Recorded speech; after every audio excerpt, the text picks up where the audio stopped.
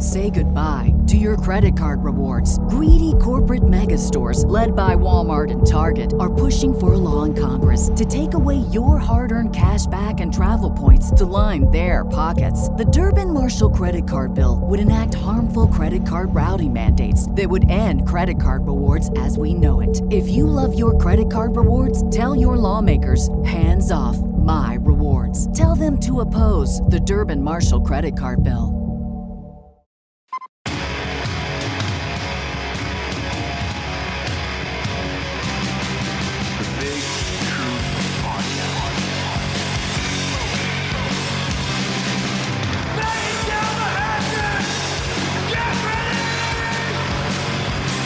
Ignition sequence start. 6, 5, 4, 3, 2, 1. We have a liftoff.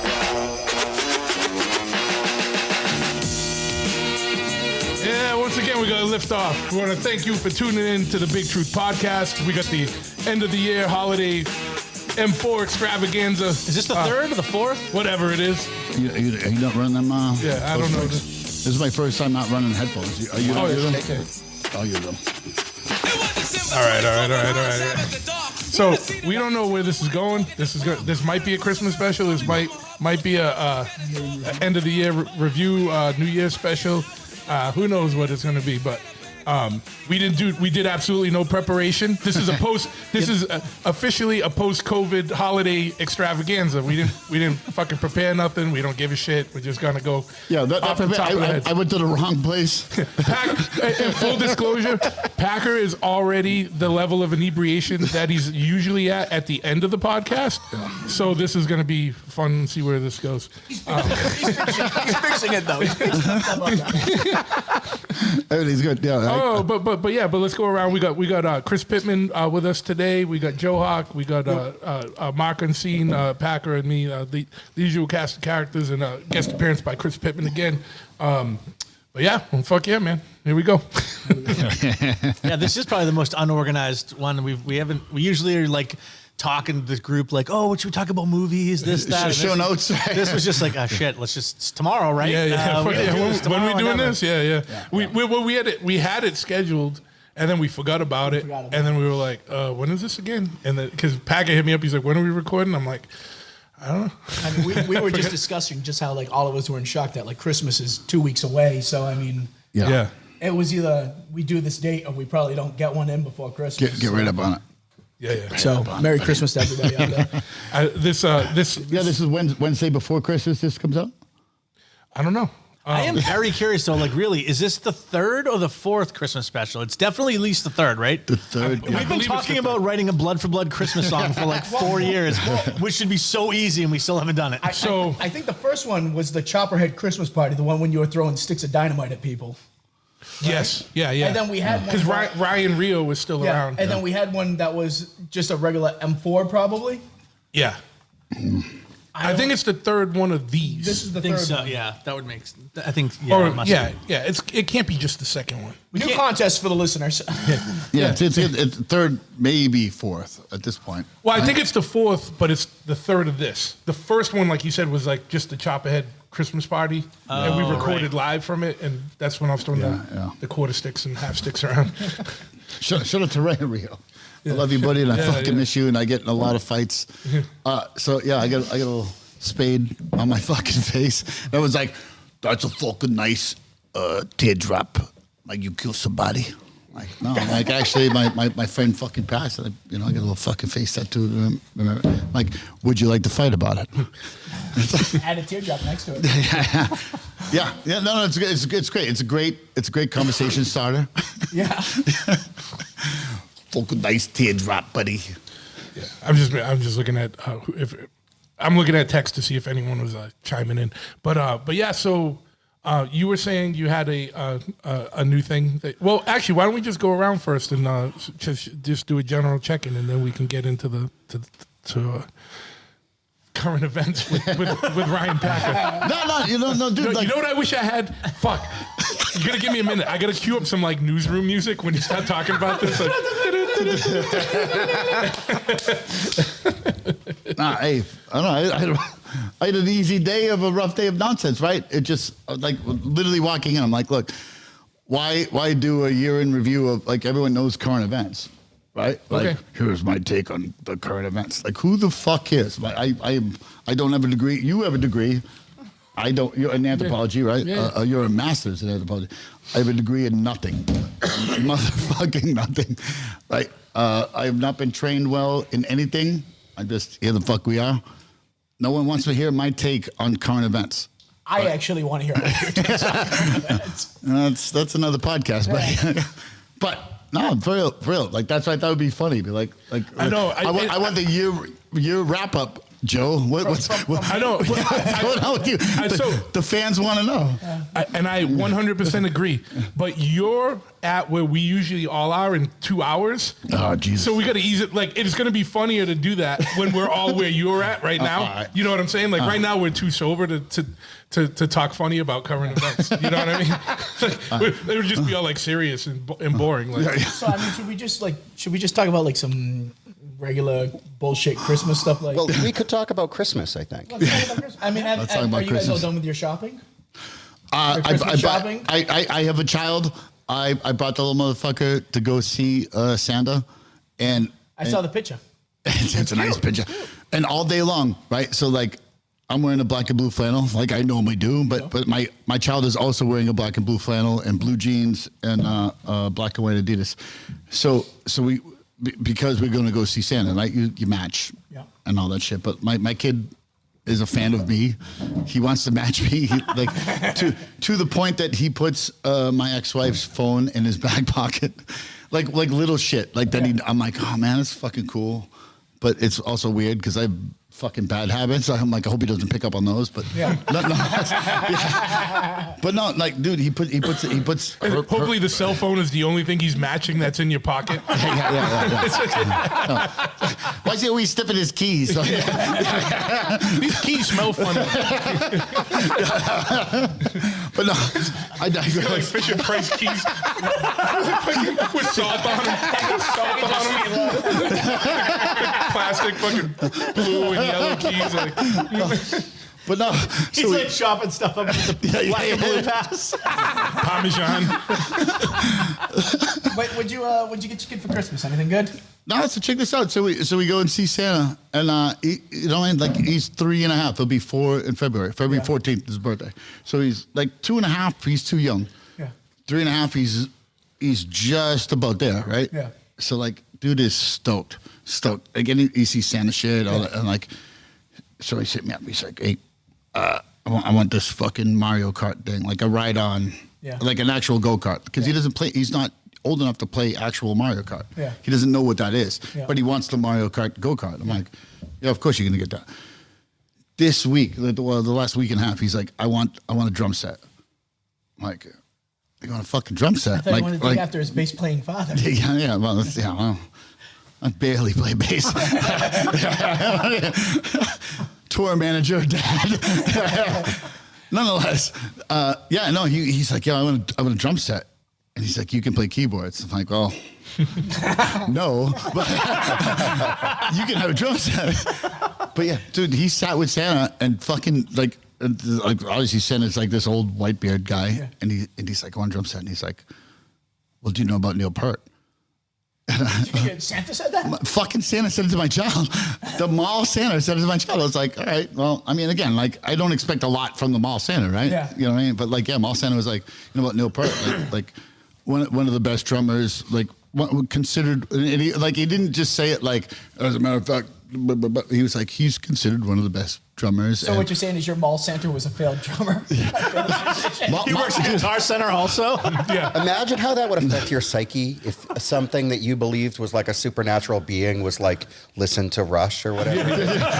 Dude, mall Santa blew my fucking child's mind. So now I look at my child, right? I'm like, all right, cool, we can listen to Rush on the way home. He's like, yeah, see, Dad knows. And like, because he'd never heard Rush before, right? And he was like, oh shit, like Dad and Santa are like on some shit. And dude, his little eyes lit up. I was like, fuck yeah, bro. I'm like, tell Santa thank you. And like Santa, it's like before he could get out, Santa's like, Thank you. I'm like, not you, Santa. I'm like, Mom, I'm talking to my son. You throw him a little something. You're like, Yeah. It's cool. We're there. But yeah, dude, my kid had a fucking a great time. That's great. I'm like, yo, dude, Santa was broing down with them because normally I guess it takes a while to get the picture.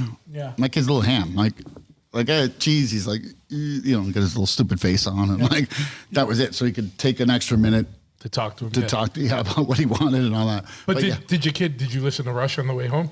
Yeah, no, we listened to fucking. Did your kid like Rush? Working Man is the greatest he don't skinhead give a song ever, fuck. man. Yeah, he don't get. My kid doesn't give a fuck yet about like any of that shit. Like, because he's at that weird age. Does he want the drums just because he wants to bang on shit then?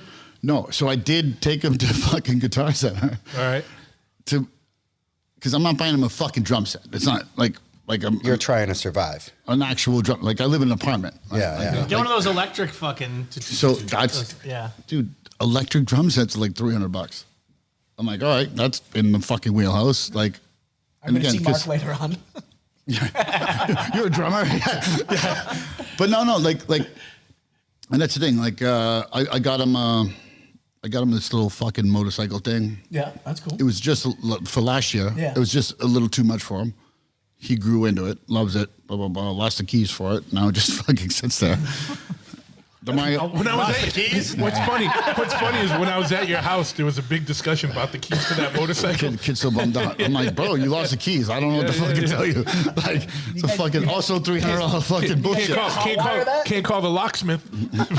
Yeah, it's out of here, right? Like, so that thing's about to be the fuck out of here. But yeah, so the drum set's gonna be there and all that. It's an electric drum set because he can just have headphones. Because like if you're not, it's not even that. Like it's not even.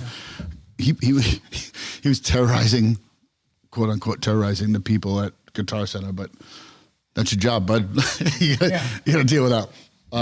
Your band sucks. Deal with it. You work at Guitar Center.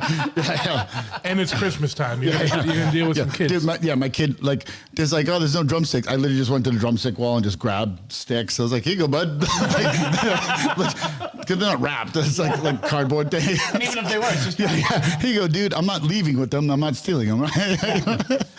So you can pick up a guitar and play the guitar in the store. So that's it. Yeah. We're gonna see if these are the right sticks for the kids. kids. Smoke on the water. But dude, my fucking kid, 3.5 years old. I don't know where the fuck this comes from. Like, dude, he literally is like 1, 2, 3, 4, and then starts playing drums. I'm like, where'd you learn that? Like, I know he knows how to count to 4, but I'm like, what video did you watch? Like, that's how you play drums. He's like 1, 2, 3, 4, and just banging away like he's in Opie's band or whatever. Like, Well, fuck it, man. That's good. Like, Yeah. But then I wanna- drummers in the world. So. I wanna- You should let him listen to "I Don't Like You." Then he can get up to 8. But yeah, just do it. He's not like, I want to be a bass player like you, Dad. He's like, I want to be a drummer. I'm like, hey, fuck it, dude. Like, Hey, it's in the same world, right? The rhythm section. The rhythm. like, hey, whatever you're into, man. Like, that's it. So, Yeah. So yes, he's getting a drum set, an electronic drum set for Christmas. Is he getting in a Mario Kart? Yeah, of course. I mean, you could probably like just Google like spare key for that motorcycle and just. No, dude. No, we could literally just bring it here. We'll just wire it so that it just runs till it dies. It's like that's the thing though. It's an One last actual ride. fucking key, and it's like it's super annoying and he loves it. You can't Yeah. look up like just hit up the manufacturer and be like, No. It's like $60. For the key? Yeah, for the fucking key. Yeah, no. It's for real. I've already obviously looked it up, and like I found the key That's once. a stocking stuffer. You can keep your motorcycle. And here's your Mario Kart. But yeah, homegirl, my ex-wife, she's sweetheart, but she's like, look, we gotta wait until spring to get him this cart because he can't ride it. Yeah. Yeah, so he's gonna freak out looking at it. Yeah. Like, no. I'm like, nah, it's gotta be under the tree for him. Yeah, he's just like staring at it like. Yeah, it's gonna be under the tree for him. I don't care. The anticipation is going to be fun. Yeah, like giving it to him in the fucking spring, like, oh, Santa gave you this. It's fucking June. Yeah. Not so. Yeah, maybe we'll have a piss poor winter. He's just driving up the hallway of your apartment building. Hitting walls. Listen to your security deposit. my ex-wife and I, we had a It's like bulldog. The Shining. Yeah. The kid on the fucking. we had a bulldog, right? And having a bulldog is just like having this fucking stupid car. Like we're gonna have to. The bulldog, we used to wipe his feet Wipe his ass. Every time he fucking you're a bulldog. Yeah, you know, like wipe his ass, wipe his feet, wipe his face, fuck, blah blah blah. Like, all right, cool. If I get it, folds, yeah. Like if I get to wipe down the fucking car a half a dozen times or whatever the fuck it is, you know what I mean? Like if there's snow, it's like, all right, cool. He'll understand. Yeah. You know, but like. Whatever. Salt on the road, then you got to wipe it down. Yeah. But like, yeah, he's getting fucking both. It is what it is. Joe, you got a kid. What are you getting your kid? She got a Barbie Corvette RV, RC car fucking thing. And, Yeah, how old is she now? What? 6, man. October. She turned up 6. So she's unfortunately a lot like me. I argue with myself constantly. So she's got that. How weird is that, right? You're like, I get it. I fucking went down. Like I know I am divorced. yeah. I do the same shit with my kid. I'm like, bro, I get it. I don't want to do this either. Yeah. But here the fuck we are. So I mean, she had like the flu for like the last few days. So it's like she's got like a cold, flu, whatever. It could be COVID. I don't fucking know. I could be infecting all you guys tonight. I don't know. I feel fine though. But anyhow, she's like, Daddy, I gotta go throw up. And I go, okay, go to the fucking bathroom, go quick. So she runs to the bathroom and she just stops in front of the fucking toilet and she's just like, and just like all over the toilet, all over the wall. And I'm like yelling at her. I'm like, what are you fucking doing? I'm like, stick your head in the toilet. Fucking throw up in the fucking toilet. And she's like, sorry, Daddy. And she's just like, puking up all the Mucinex I've been fucking giving her for like the last 2 days. And then like afterwards, I'm just like, I feel bad because I'm like yelling at her because like I can't handle like regular emotion. I'm like, why are you doing that? Just like stick your head in the fucking toilet, throw up. And I feel bad. I'm like, man, this is like a little girl. And I go, sweetheart, are you okay? Are you all right? Like, you okay? Clean yourself up, you know. And I put some pajamas out. Go put your pajamas on. I'll clean you up. And then afterwards, and today, man, I was like in the basement. I'm like fucking fixing something in the basement. And she's like, Daddy. And I'm like, yo. And she's like, I'm gonna throw up. And I just like book it up the stairs. I got fucking carpeting throughout my entire house. Yeah. I'm like, I don't want to fucking puke and fucking shit up my house. I'm like, I'll go puke in the toilet. And she's like, I don't know. Like, it's like, I failed as a parent this week. It was bad, you know. And I get, dude. But I nail it in the presents, man. She's getting a lot of shit because like I get so overwhelmed with like I try to buy love from people.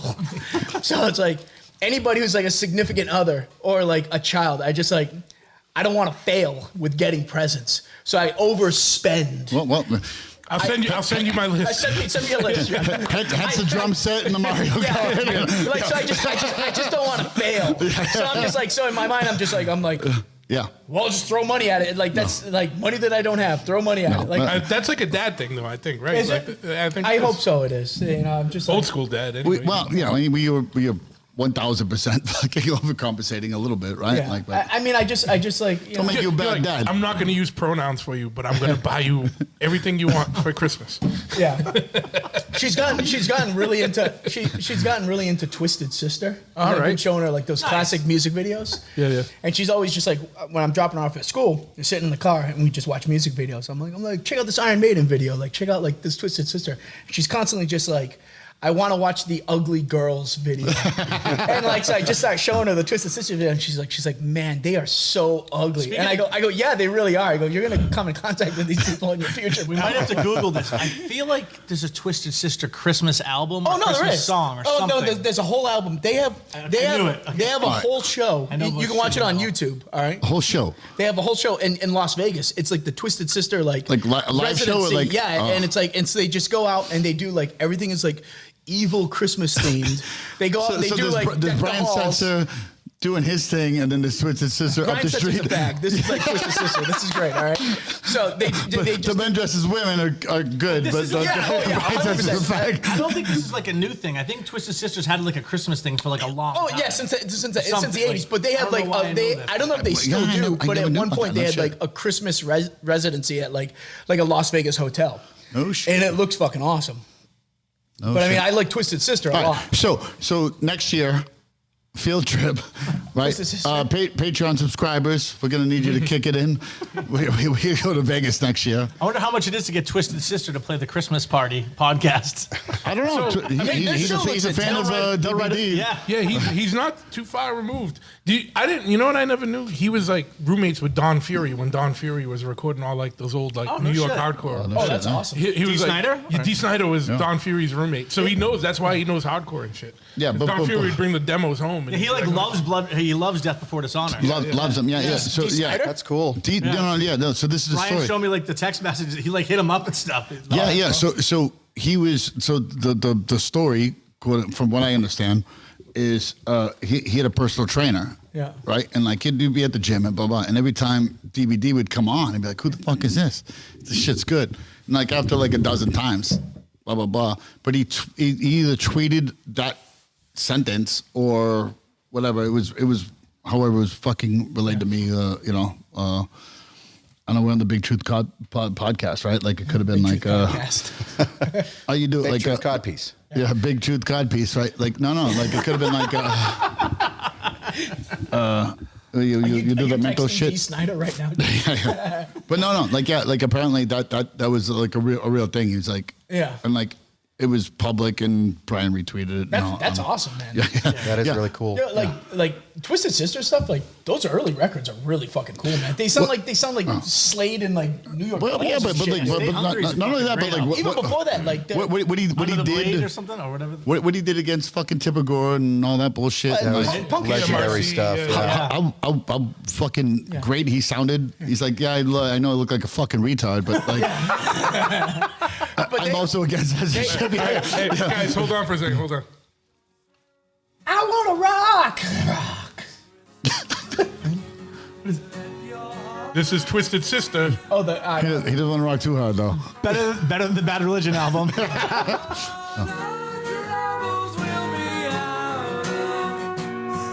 That's awesome, bro. This is not. Well, you don't have headphones on, bro. Yeah, but I know. I listen to this album. It's the only Christmas album I rock. I know it's awesome. It sounds Let me skip and see if it gets harder. It sounds like Cats right now. There we go. There's the Twisted Sister. I part. mean, like, Can you hear it? Can you hear it? I mean, Christmas music's all pretty shitty in general, but I mean, like, this is probably the best as it gets, man. Not Showcase Showdown's Christmas music. Oh, that Showcase Showdown is fucking that Christmas. 7 inches awesome. Oh, did you see that we're playing with Bad Religion? Are you? We are. We're playing with Bad Religion. For the first time, we are playing with Bad Religion. Oh, when? Next year. Some festival? Some bullshit festival. Some Christmas festival. Some Christmas festival. Next Christmas at the North Pole. For the podcast, you have to get drunk, go to be like, your Christmas album fucking sucks. Bro, As do all your other albums. yeah. No, Be no, like, no. why do you? Your band's called Bad Religion. Why do you have a Christmas album? I will put my money where my mouth is. I guarantee you. I guarantee you. I'll fucking hit record. I'm like, what the fuck? Hit record. Bad Religion people gonna do? Like, It is recording. no. I mean, like, when I'm there. When I'm there. Like, 47. Packer, that's all that I want for Christmas. Well, you know, it kind of raises the question of whether Christmas is a religious holiday or not, right? Like this could be debated, I think. of course, and that's It's like supposed to be, right? But- no, I mean, like, so. Like you're 50, you're 108. Thanks. 47. Yeah. I'm the youngest guy. With no here. license. But no, like the whole fake war on Christmas or the war on Christmas or fucking whatever, however you would like the fucking right. It's a like, complex thing, right? right? Like I mean- our traditions. Right. We have many Christmas traditions, right. some of which are rooted in Christianity, and some of which are rooted in pagan religions. Pagan shit. And some of them are Yuletide. rooted in commercial stuff. You know, Santa Claus is just a Coca-Cola character, right? Well, actually, if you go into the history of Santa Claus, it goes like goes into like Nordic shit. Actually, Sure, that's true. Yeah, wait, that was the thing because Speaking of Nordic, what's that show you're playing? There's a pig roast. The Nordic pig roast. Have yourself a merry little pig roast. in the Netherlands, sets. they have a guy. That is very controversial, right? Yeah. So there's one guy that brings you presents to in your you put your shoes out, right? And one guy puts presents in your shoes, and there's Black Pete. He's not going to the Condemned 84 show. That's the guy. That's the guy that goes through the chimney, right? That's dude. Like Mark left. Mark is left. Mark's done. bro. But 24 minutes in, Mark's out. But I mean, there's like, there's been like that the resurrection of the trendiness of like Krampus and stuff like that. Yeah. But I mean, that's old. But I mean, I think a lot of like the commercialism, especially in this country, like from like Christmas, like sprung up after like the Great Depression and stuff. Like, I was actually listening to another podcast about all this shit recently, also. But Get right up on that mic. I'm getting right up on the mic. Well, I think it's interesting kind of when I was a kid, I obviously when I was a child, I loved Christmas, believed in Santa. Still remember finding out that Santa wasn't real, devastating moment in my life. And then You remember it? yeah, I said I remember it as well. I said to my mother, I said, is it really true? Is he really real? And she said, yeah, he is. I'm like, is he really real though? I mean, is he really real? Really? And she was like, well, do you really want to know the answer? And I thought about it and I said, no. But of course, in that moment, I did know. Yeah. And I was shocked by how it made me feel. Killed by your own curiosity. You should have known when to shut up. Well, isn't this that's kind of like a part of the human condition, right? You really want to know the truth, but a lot of times it's more don't wanna fun know when the there's truth. a mystery. Yeah. Like, speaking of that, with that point exactly, is very, very pointed to my podcast that's coming out Wednesday with Tony Rodriguez. I'm just doing a plug. Yeah. Because, actually, you know what? This is probably going to come out after that. So listen to last week's episode. And it's more fun to not know if something's real or not.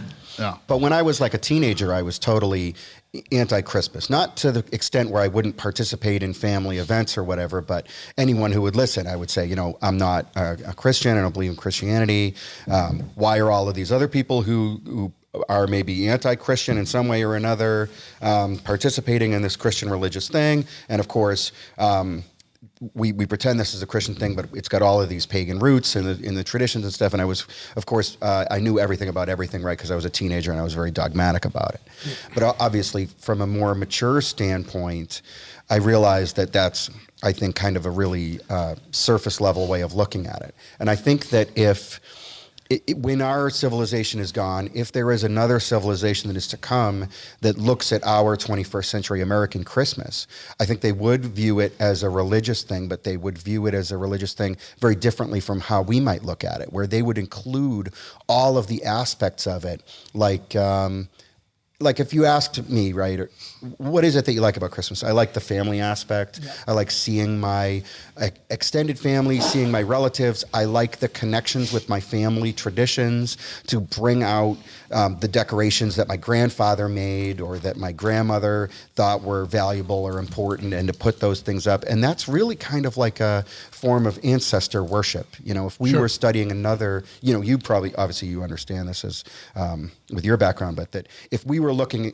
at another culture, we would look at it and be like, okay, they're doing like an ancestor worship thing. They're doing this, this exchange of gifts has this symbolic meaning, and that I think is kind of totally lost to us. But I think it's interesting to think about it.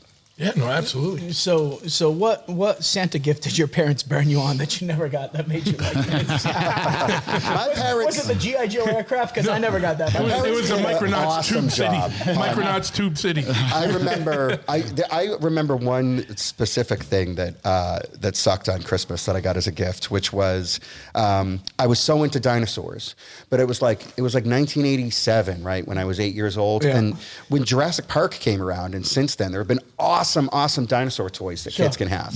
But in 1987, there was like nothing for It was like that bag of like 30 different dinosaurs. The plastic Chinasaurs. Yeah. Exactly. Like Dinosaurs.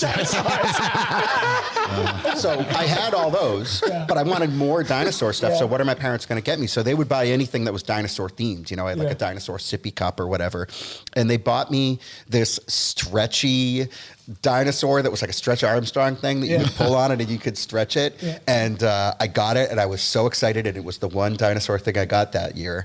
And I went to stretch it and I immediately just tore it in half instantly. First stretch and it's in two pieces. And they took it away from me because they were going to return it and get a refund. It was like it had cost money. At KB Toy Store in Franklin, I'm assuming? I bet it was. And I was Feelings. devastated. I would have loved to have just had the 2 pieces, you Yeah. know. But of course, it was like Goo was coming out, right? Maybe It was- Toys R Us in Bellingham. That could be or- Could be Toys R Us. Dude, in you know what's Bellingham. crazy? Because you brought up Stretch Armstrong. I haven't thought of this years. I had the villain. It was a green dude that was his enemy? was reptilian looking. Was And he I remember- stretchy too? He was stretchy. He was That's like, really It was weird. Stretch Armstrong's. It was like the bad guy. Yeah, So did your dad buy that for you? probably. Yeah. Like, because he's like, I know my boy. He wants weird shit. Yeah. But I remember the same thing, like pulling on it to the point. Then all like that weird clear goo came Yeah, out. the and I was like, goo. what the Oh, fuck shit, is yeah, that? oh, Like shit. fucking. Huh. And that could be taken so out of context. I just realized how bad that You could be said you taken out of pulled on it context. until the And clear I'm goo owning came it. out. I get I it. said it first. You didn't win. You didn't win. Pull it real hard till clear goo comes out. Fucking, I loved Merry Michael Christmas. Jackson. Merry Christmas. In a few years, once you discovered that Stretch Armstrong didn't matter. Yeah, no. That was just training. That Stretch Armstrong was fucking straight. It was muscle memory by then. I loved Michael Jackson when I was a kid. My aunt gave me a Michael Jackson like dress up doll, and I loved it. It was such a cool toy. My father was absolutely horrified and took it away and was like, "My son is not playing with a doll." Yeah. You turned out good.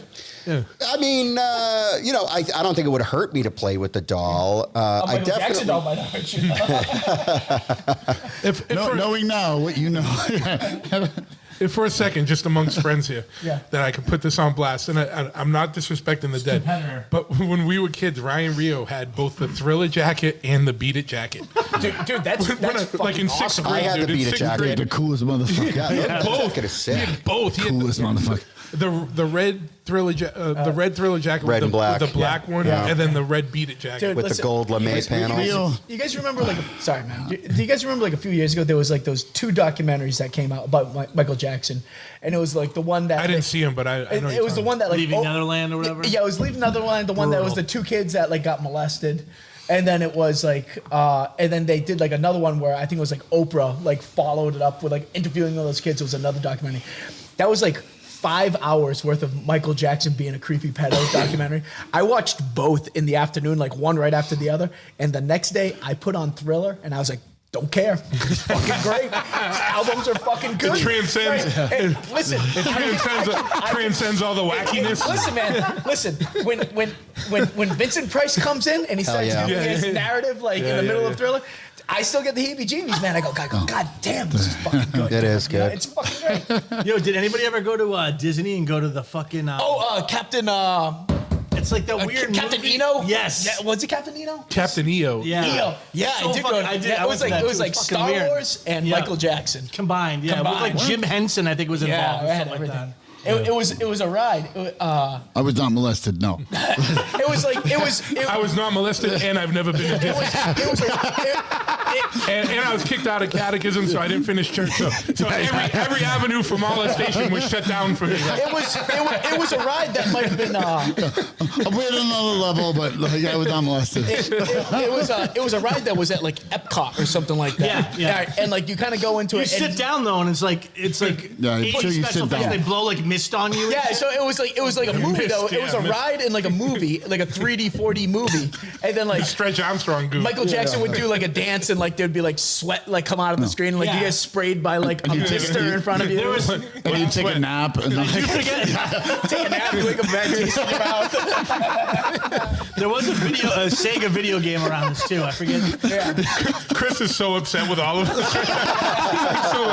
He's like, I'm trying to talk about like cultural meanings of Christmas, and it just degenerates like so fast. Michael Jackson's semen, yes. Michael Jackson seen it. You know, I don't know if Michael Jackson was a pedo. Like, should have he made a may or Michael may not Jackson have Stretch been, you know? Armstrong. Listen, man. If I don't know, man. I've done a lot of fucking crazy shit in my life. Yeah. A lot of crazy shit. I've done a lot of bad shit. No one's fucking ever accused me of anything like that. No Yeah, one but- I've ever been around has been fucking accused. Like, Did you watch that Netherland? No, I didn't. I don't know if he was a pedo or not, but I mean, certainly I can see that there could be rich people who could be totally fucking weird, that could be open to greedy parents, you know, looking at a paycheck or something. I don't know. I mean, he probably did molest. I mean, those he was kids. also No, but- definitely a creep. Just like do you have children? No, I don't. I do not. But the way he was raised, like he didn't really have a real childhood. He got so big at a young age. And I agree with that. I agree with that. I still think he's a fucking weirdo. Bro, you got a fucking child. You got a fucking child. Oh yeah. I don't like my fucking friends' teenage daughters. I get stressed out. Like, hey, I gotta go play a show.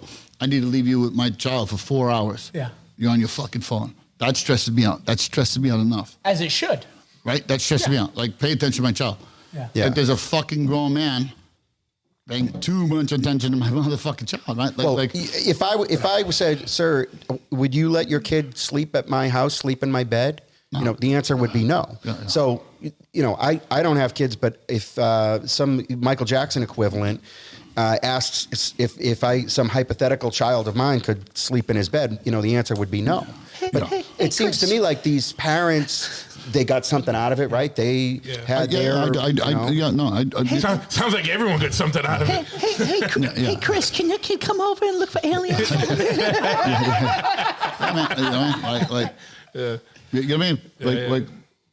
I don't discount what you're saying by any means, but like that's not a phone call to my house. Like I come to fucking Netherlands and you sleep over in this house and your child's gonna be in this house. No. Well, ain't motherfucking happening. What was weird about those documentaries was like they interviewed like the moms and like the dads of like these kids that he was like diddling and stuff like that. Allegedly. Accused. He was whatever. Okay, it's not like the estate of Michael Jackson is going to sue like the Big Truth podcast. If we do, they're coming after you, not me. That's fine. I don't care. Like, what are they going to get me for? Log cabin. I just got and a couch. Yeah. Okay. Fine. Coming for your couch. That's what I'm saying. I never put my kid in that fucking position. No. I think that's what both of you guys are saying. It's like in the documentary, they're talking about how like he would bring the whole family on tour. And like he would have conversation, like I'm sure the dad was on tour, and it would be like one of those things. Would be like, if you're the dad in that situation, you kind of like go up to like Michael Jackson. You go, hey, Michael Jackson, like Mike, you're the most famous person on the world. Like if you're, you can get anybody you want, like to sleep with some chick or whatever, whatever you want, you can have.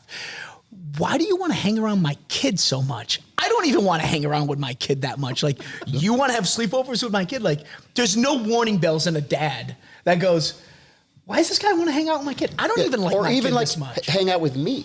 You know what I mean? It's like, you are, the most famous and richest man on earth, and you're going to take me on tour? Yeah. Some family schlub guy? We had this conversation, like, before we started rolling that, like, even though, like, we love our kids, but it's basically like you're arguing with yourself. You see yourself in your kid every now and then. Where I'm sure there's times where you're just like, yo, man, I need a break from you. Yeah, 100%. All right, that's where Michael Jackson would pick up the slack. You have a slumber party over. I guess the thing about Michael Jackson is, we're talking about like what we would do, if we were Michael Jackson. But Michael Jackson was like an exceptional thing because of how famous and how wealthy that he was. Yeah, and that colored how people interacted with him and dealt with him. Yeah, and so I like you met wealthy people. You met wealthy people. Yeah. We've seen how it works to an extent, not to that extent by any means. Yeah. I've seen That's a taste of it, right? Like I've seen how minor celebrities are treated, right? Totally, minor celebrities. I've seen how minor celebrities are treated, right? Yeah. Like how there's different fucking rules and blah blah blah, right? Totally. I can't hear what you. What is this now? I hope it's Michael Jackson beat it. What is it? The Jackson 5 Christmas. Oh yeah. Bro, but like, no, man, dude, that Jackson 5, ABC, that blue. Oh no, that shit's dope. No, Jackson 5, greatest boy band that ever existed, man. I couldn't find a straight Michael Jackson. I don't know why I love you, but I do. Is the hardest motherfucking love song. MJ was like fucking 6 when he sang that, dude. Dude, it's a hard love song. The only love that he knew was not when his dad was hitting him. Yeah. Wait, hold on. But yeah, like I don't want to go down that fucking pedophile road, like blah blah, right? But like, hold on a second. This is a public service announcement. Merry Christmas and a Happy New Year. This is Michael Jackson of the Jackson 5 wishing a happy holiday to all Motown fans. All right. No, dude, you get not just play the intro to I Don't Know Why I Love You, But I Do off the ABC song, ABC record. You got it. in real time. In real time, do it. Yeah, I certainly wouldn't advocate for having any sympathy towards Michael Jackson if indeed he did do those things. Oh, yeah. Right? Like, Yeah, but It's not a Christmas song. We'll save it for the next podcast. But I mean, if you think like it is a testament to that dude's fucking vocal range and I get how it. good that band actually was. They were good players. No one's doubting. that dude was. I mean, if you think about it, like, I mean, we all were alive when Michael Jackson was Michael Jackson. But I mean, you look at like from Jackson 5 to his solo stuff to like Bad, Thriller, all those, like, there was a time where that dude there was nobody celebrity wise any more famous than that guy. Yeah, Worldwide. I just that's the thing. It's like I guess something like that, you definitely have your guard down if you wanted to. because he was like kids, like you know? all right, arguably right. Like so he was a celebrity, the first celebrity that they were trying to quote unquote cancel, right? Like as we know it. Right? Because Yeah, he definitely was an early one. Yeah, definitely. You know what I mean? Like, Yeah, they were trying to cancel, but he was so big and like it was a new concept to cancel a celebrity, right?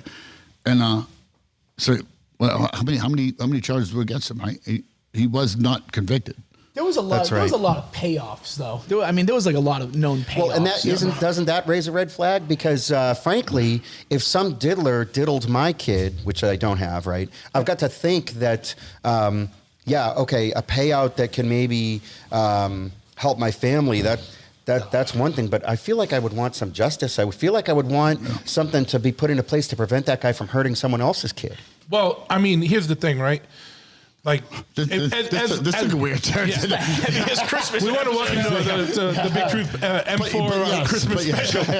But here's the thing, right? Like, But yes. if you're fucking Joe, whoever, with your kid, that for some reason you agreed to let go on tour with Michael Jackson, you and your whole family is there, and then some shit happens, and then you want to sue, you ain't got the lawyers that he's got. So you might just take the money, or you might just be in it for the money, like you said earlier. There might have been nothing that happened, man. Like, you know, if my kid, I'd like to think anyone at this table there would be a little bit of street justice administered, but Sure. are you going to get to the dude, right? Because I'm sure he's got an army around him at all times. well, you know, you. I'm not a huge fan of going to police. I'm not necessarily advocating that people should turn to law enforcement to solve their problems. But if Michael Jackson, is sucking my son's dick or whatever, I'm probably all right, timestamp, because this is going to be the promo. This is going to be the promo. 41 minutes. Just remember that. 'Cause when I make one of those, Wasn't me. Christmas bells, Christmas jingles. when I make one of those little things with like 30 seconds, just remember that. Sucking my kids. like picking up the horn and fucking letting people know about this. Let me put it this way: calling a lawyer to file a civil complaint would not be my first move. Yeah. You know what I mean? Try to at least get the Elephant Man's bones out of the. Elephant Man's bones in my living room would look so fucking cool, man. The Elephant Man deserved better than that too. Oh, yeah, and so being in my living room or being in Michael. Being Jackson? in your living room is cool. I think he had enough indignities in his life only to have Michael Jackson end up with him. It's disgusting. Yeah, it is. Speaking of that, Podcast off to a weird start. just to bring it back to Christmas shit, I do appreciate that you have that 6 foot tall or 9 foot tall Halloween It's 12 skeleton, foot, 12 foot yeah. tall skeleton hugging your Christmas tree. Looks pretty yeah. good. By the way, I did notice that the wacky taxidermy fucking fox over there. Yeah, well, because Maddie won it from. Matty Arsenault for Lost for Words. He's in Dominican Republic right now, so he's he's- neglecting the fox. And as there's a line of people, including Joe, that are like lined up for that If fucking. Maddie wants to give me a Christmas present, I'll toss him a little bit of cash for it. Put He's lights coming on the back. thing. Yeah. I didn't even post a picture of that. He literally got a pic that night. He came on the podcast. He went home. He had a dude. You didn't announce that? I did announce that he won it, but I forgot to post a picture. I got to post a picture. You've seen a picture of it though, right? Yeah, I've seen it on his leg too. What's, No, you what's posted a the, picture what's online. the logo? Like what? Oh, I posted it. All right. Or he It did. just says Big Truth Podcast episode in the number 103 or whatever. whatever. I mean, that's fucking dedication. That's awesome. Yeah, on his upper thigh. Yeah, So it's not like not totally visible. it's on his face, Tramp which would have been cooler. Yeah, I mean, There if was a if he had special gotten it on thing, his right? face, that The would deal cost me was $100. the deal was if someone got the face tattoo, they got something extra. It was like I was gonna give him like $100 and yeah. and they got like 30 minutes with backstage with Unseen on the Unseen show that reunion show. dinner with Mark. Dinner with Mark Unseen. As long as they're driving. Yeah. Want to send a shout out to Jack Diamond. Jack Diamond. Best Motherfucker. Yeah, dude, like. Wait, no, hold on. We gotta talk before we talk about it anymore. We're not gonna shout him out until he's a sponsor of the podcast. Okay. This is just a taste, Jack. Oh, wait. While we're talking about that, shout out to Andy Jones, Dr. Denai, who supplied us tonight with a case of combos. Truly vodka and a bottle of Ocho for the M4 tonight. He got his bottle of He got us a bottle of Ocho. It's sitting right there. Dude's a hero. Dude is a hero. I'm all set. Andy Jones. How much is your cup leaked into the other cups? Dr. Denai. Randy Jones. Andy. And Randy Jones too. And Randy Jones. And Randy Jones. Andy and Randy. Indiana Jones. Best twins In I know. Indiana. And Quincy So I recently rewatched. Where's Andy Jones from? from Fairhaven. Fairhaven. He's an old friend of me and Ryan and everything. I watched Christmas Vacation. But he's a last week. Patreon subscriber and Hold old on. friend. Oh, He yeah, designed the Brick Records logo. Oh, great. I gotta put the old headphones back on. Crazy Jones. I'm opening up the bottle. This is I feel like you're trying to open it up like it's a bottle of champagne. baby girl. Relax. He called you Baby Joe. Call me baby girl. Baby girl. I thought he called you Baby Joe. Maybe that's your new name. Baby We Joe. might not want to all chug out of the Baby same Joe. bottle since as Chris and Joe are both. No. Yeah, that's I've true. only got Not that I give a fuck about Yeah, ounces of poison ivy. This will kill whatever. I may have. What's that? What's the name called? COVID. Andy Jones. Yeah. Andy I eat Jones. ass and I shit in Dunkin' Donuts Andy bathrooms. Jones. I'm fine. Andy Jones, thank you for paying attention to the podcast. I Thank don't you. eat ass inside Dunkin' Donuts I bathroom. mean, so I would. If I did, the though. opportunity came up. Yes. Andy Jones. Sounds uncomfortable. Thank you for paying attention. That we like the Plato tequila. Wait, I'll do a small. Look, I'm a fucking Irish idiot. I gotta. There might still be shot glasses in the. Check in the back room. But Andy pays attention to the fucking podcast. That was the bottle, right? That was it. We drink the Plato because it's nice. I don't like spicy tequila. I'm not super into smoky tequila, aka mezcal. All right. Smooth. So, and then Joe and Chris have had illness lately, so we're gonna get them a couple of glasses. I got these two. Yeah. Little right here. I drank enough this week to kill any germs, so I'm That's good. my espresso. Those are my espresso cups. Yeah. I don't give a fuck. I'll drink right out the bottle. Fuck you guys. I used to drink from the bottle. Now the bottle seems to drink from me. Take a little Under a penicillin. cold street light. Drinking from a bottle under a cold street light. It was the night before Christmas under a cold street light. I was out stealing presents. And getting into fights. I'm gonna go easy tonight. I don't want to get a DUI or anything. That would Whoa. I am my, what is it? I am my something for a long winter's nap. With a bitch called Hope, but I gave her a snap. We're doing a blood for blood. It was a night before. We had an idea to do a blood for blood. It was a night before Christmas. The stockings were hung by the chimney would care. And But soon that my dealer, soon would be there. hope that the landlord wouldn't. Whatever. All right. So Now my wheels are turning. Yeah. I got so Mine many, too, but right? I can't. I got so many going on, but I cannot say them on this like I said, because I we do had- not we edit. You drink eggnog, I drink eggnog. We're not the fucking same. All right, but no, for real, we don't need a motherfucking year in review, right? Like there's like no one wants to hear our fucking bullshit. Well, I mean, I'm sure some good shit happened. Like, Did some good was shit there happen? good music? Like, Yeah. Well, no, yeah, There's a no- couple of good movies that You know came what we out. could do? We could We do don't have to talk about where politics Packers or going, anything, right? you With know, the like- year review. We could also do like any. We haven't done updates with shit that's just. I Going want to hear. I know Mark's had a fucking great year, so fuck you. It's been a wonderful year. Yeah, you've had a good year, so fuck you. But like, We'll do a year. You want to go first? No. Are we, You're very good. gonna do something good that happened to us during the year and something bad? Everything. All right, Look. negativity. Look, right? How long we been friends, right? Long time. A long motherfucking time, right? All right, let's get into it. Breaking news. Breaking news. Although Mark Unseen is currently under indictment For a crime we will not talk about yet.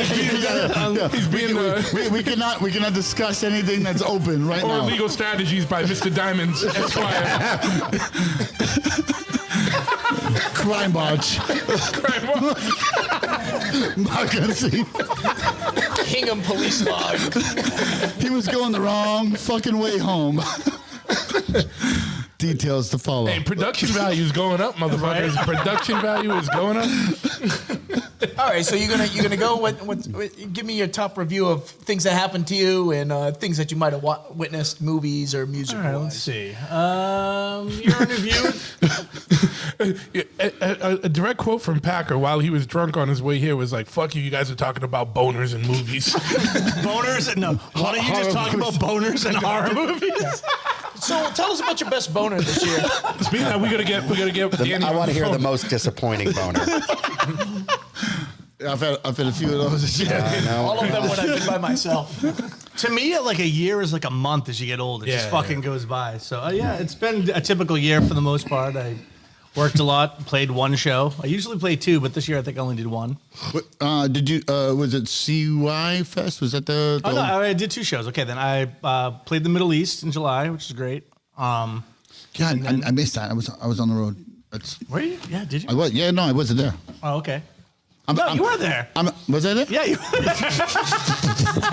The fuck out of here. No, what? Yeah, you were there. You were there. I'm 99.9% sure. I'm pretty sure you were there too. Yeah, you were there. As friends. Yeah. Yeah, you were there. Awesome. I had work the next day. Yeah, you were not there. I was Chris was there. I know. And then I Wow. played in California also, which was great. And then I worked a lot. I'm rewatching The Sopranos, which is a fucking classic. It's been a few years. As an Italian. Yeah, as an Italian American. Every couple of years, you got to rewatch it. And How's then, it holding up? Great. Yeah. Great. I'm on season 5. Adriana just got killed. Oh, no shit, huh? Still just fucking whacked her. Yeah, so that Cousin Tony Steve Buscemi just got killed. Tony killed him. Yeah. Yeah, I literally I think I got into that. Oh, you gotta watch the whole thing. It's so fucking at good. season 3 is when I started watching. Just get HBO Max. You can watch the whole thing. No, I got it. I have them on DVD, so I've been going to the DVDs. But yeah, typical year, except for the last week I had some legal troubles, which I won't discuss, which it's going to cost me a lot of money, but hopefully it's solved soon. As we say in the business, pending litigation. Unseen to play 3 shows next year. Pending litigation. Not going to Canada. Pending litigation. So while we're on Sopranos, I finally saw the what is it? Something of Newark. What'd you think? Have you watched Sopranos first of all before? I know I saw Sopranos. I don't know if I saw every episode, but I saw most episodes. So what is it called? Saints of Many Newark. Saints of New York. Yeah, Newark. So many people shit on that. I thought it was great. I thought it was good. Yeah, slow, but it's good. If you can pay attention. It's fine. That was Junior's like prequel, right? Well, no, it was Chris Montesano's father was like the main character. Oh, okay. But everyone was like, "Oh, it's not about Tony Soprano." It was like it wasn't supposed to be about him. He was just a secondary character in it. It was fine. Production was meh. Like, I mean, his kid looks just fucking like. Yeah. His kid did a good job of being him. I'm just. You're a bike dude. Yeah. I like cars. I like style. I like all that shit. Honestly, the production was meh. But I bet. Like, I was like, come on. Dude. I get what you're saying. I get what you're saying, but the story was decent. The storyline. Yeah, it was okay. Yeah, it did, again, I'm not. It was just the production, the whole what you're fucking selling me. I'm like, it was fine. Is that on HBO Max? It's got to be. I think, you know what it's on? It's on Netflix now. Yeah, that's what it was, Netflix. I saw it on Netflix. Yeah, it's definitely worth a watch. Have you ever watched it or not? I've never watched it. I mean, You don't I have to. You watched can- all the Sopranos stuff before. Godfather Harlem. If you liked any of that, Godfather of Harlem. Yeah, which I do. Yeah. Way better. Yeah. Way better. Production value. Hell comes to Harlem. It's also very good, very high production value. All that like 70s black exploitation Yeah. shit is fucking awesome, man. All that shit's fucking awesome. Avenging Disco Godfather. All the Dolomite movies, even though they're the worst movies ever. which is- it's so fucking They're the worst, but they're so bad it's great. Not what the Godfather is about. I know. I'm just being ignorant. I'm just being ignorant. I'm taking words and doing word association. About your year in review, except for your arm currently going on. Well, I mean, Joe is currently stricken with the scoliosis, the plague, and fucking yeah, I got polio. If you jerked off, there'd be like a first date. Right? Yeah, I heard my arm is so Hey, tight. maybe that'll make other things swell and get bigger. Oh yeah. Look how big his arm is. He's swollen with Like, poison I ivy. have one arm that's just. Ugh. This You is, got- yeah, I know. it's What's so that fucking- thing? What's the If old disease where like parts just fell off you? Leprosy. Leprosy. I hope yeah. You got calamine lotion on there? Dude, yeah, spray on calamine. Oh, okay, yeah, because it looks weirdly discolored. I was like looking at it when you walked in. I'm like, is he getting his tattoos removed? What the hell is going on here? This is To, just to horrible. describe it for the fans back home, it looks like a Corpse-like. tattoo. Yeah. That's lumpy, Mottled, White. pasty. You got to take a picture of my arm. Yes. Yeah. Take a picture. Because we've referenced it now. It's Circulation He sent me disorder. he sent me a picture of his arm, and I was like, "Oh, it looks fine." And then I looked at it, and I was like, "Oh wait, he's not jacked. It's just one arm." One arm is so this past year, One arm jack. this past year, I've been really into just jerking off just with one arm. Awesome, dude. He's got Popeye arm. Nah, I got some really. Jesus Christ. I got some really bad poison ivy, oak sumac, whatever it is, and then I'm on a bunch of antibiotics and shit. I can barely bring a coffee mug to my face at this point. With your right arm, the left arm. My left arm, I'm good, and I'm happy I have a bidet at the house because I've been having problems the last 2 days wiping my ass. So like I'm just hosing that sucker out. Breaking news. Breaking news. Breaking news. Bidets are awesome. I advise everybody that's thinking of getting that So- needs to get a Christmas gift for somebody that they love. Single, dating, Got a girlfriend. Yeah, dating. You have a girlfriend. yeah. My girlfriend, Arizona. A girlfriend in Arizona. She comes up every like 2 months or so. Yeah. Single. She's gonna be listening to this, dude. Anyhow, I can. my asshole is clean because I have a bidet. Does she know about your arm? Yeah, I sent her pictures today. I thought you were going to say, does she know about your bidet? Yeah. Breaking news. I mean, I'm Portuguese, I'm hairy. Like, you know, like you Now it's getting good. Now we're getting good. You gotta make sure. I don't know what you're playing as far as music. I'm just drowning you out with like news music. Anyhow. Breaking news. Arizona. Spraying shit out of your hairy ass. So I got a bidet. That was the highlight of the year. Now, I won my court case against a bad solar panel company. So I'm Oh, you getting won? I won. So I got my check for a little under 20, $20,000. So, They actually They paid you. sent They me a didn't check. they didn't say bankrupt or nothing? No, they sent me a check. So I'm going to be getting a new roof this week. Sick. Maybe a few in a log cabin. for my log cabin. New roof because my roof is. Are you doing a completely metal leaking. roof? Nah, I couldn't afford that. That would be like A log roof. it's a log roof. Yeah. No, you guys fuck around. We're going real old will post colonial. They're pictures. just tarring and throwing feathers on top. What's a fucking roof cost nowadays? I could get. I A could. little under 20 grand, apparently. I get a guy. I got a couple of quotes. So I got a quote from somebody that was going to do it for 13, but I got a quote for another guy that said he would do it for 18 and do a bunch of other things that needed to get repaired on the house. So I was like, fuck it. I was like, I'm not paying for this. Pad it up, baby. Fucking pad it up. So I got a nice check. No, I get a guy. There might be some money left over, you know. He literally used a Slapshot mask as his logo for his roofing company. What do you mean? Back on the roof? Like he used the fucking like what I just said. Like he just He puts used, the Slapshot logo on your roof. That's what I. You don't want that. What's his prices? On his business card, like for real, back it's on like the the roof. fucking Slapshot, and he got into fucking trouble. He would Curtis from Tank tried to sue him? No, go on. I'm sorry. Bro, I'm not I'm like I haven't seen the kid in fucking years. But like he would come out like when McCarthy was in the other band and like he would tour with McCarthy. For and the worse, or yeah. But like he would come out with us, and like he just had this like random roofing company, and all that. And he's like, "Hey, this is my logo." I'm like, "Well, no, that's our logo." It's like, oh, it's cool.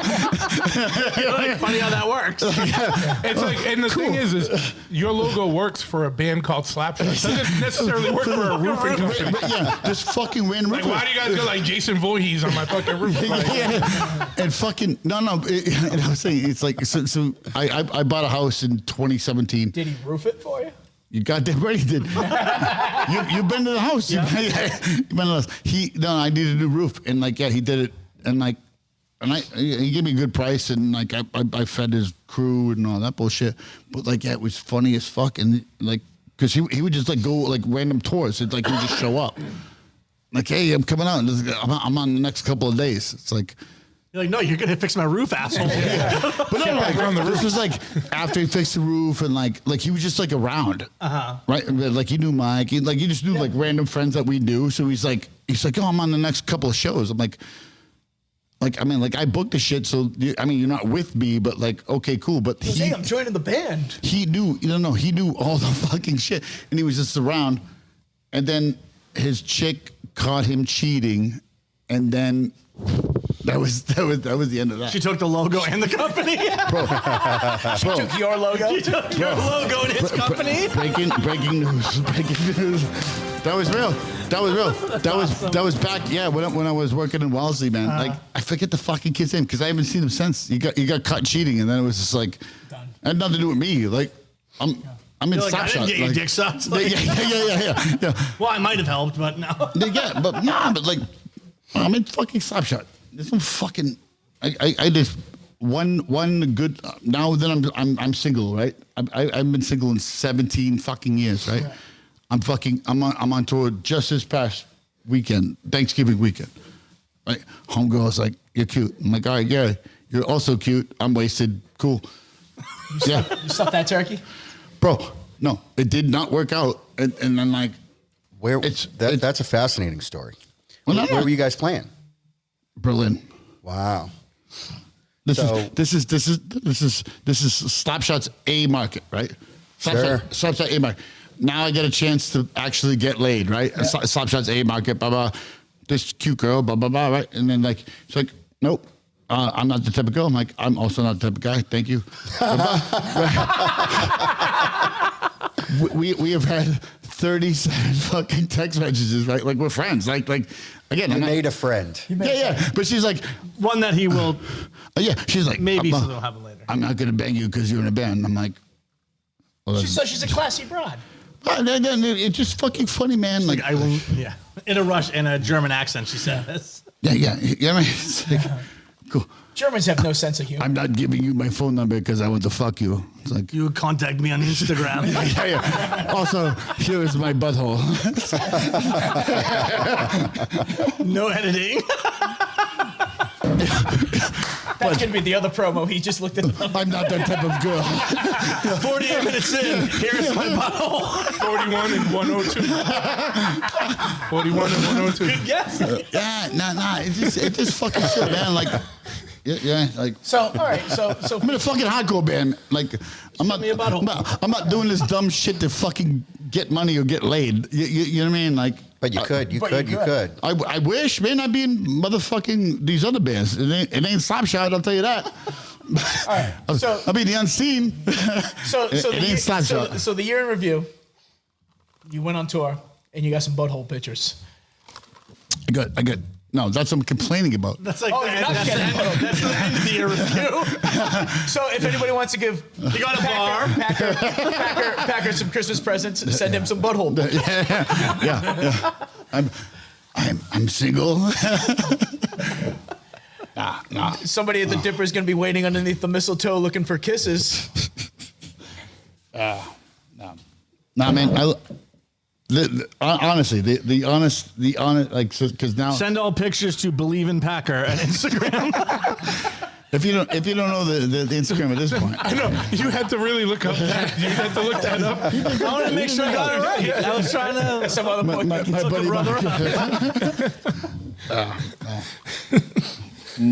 Shit. All right. Yeah. But no, I spent the day threatening Australians. Cool. What else did I do?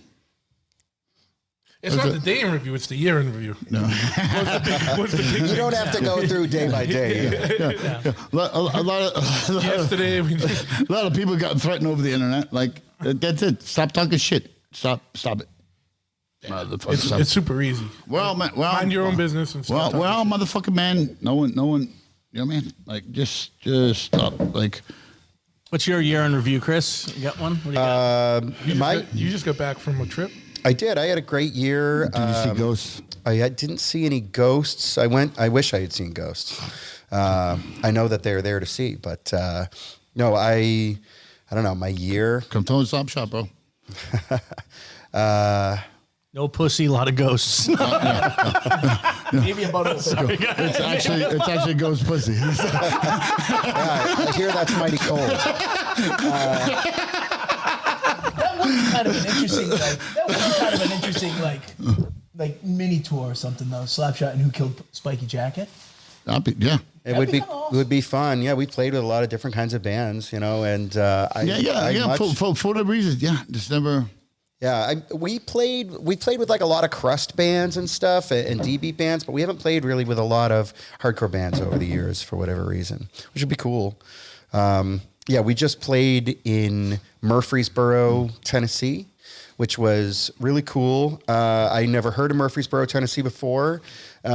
Somebody was turning 30 years old and asked if he could fly us down to play his birthday party, which that's like our standing thing is like, if you'll play us out, we'll play. Right. You fly us out, we'll play. And so it was at a... Gonna get a ride too from the airport. Yeah, that's in my contract. This fly us out and give us a ride. Also a ride. Well, you can't drive anymore. In a barn. We're gonna be... That's your contract for daily life now.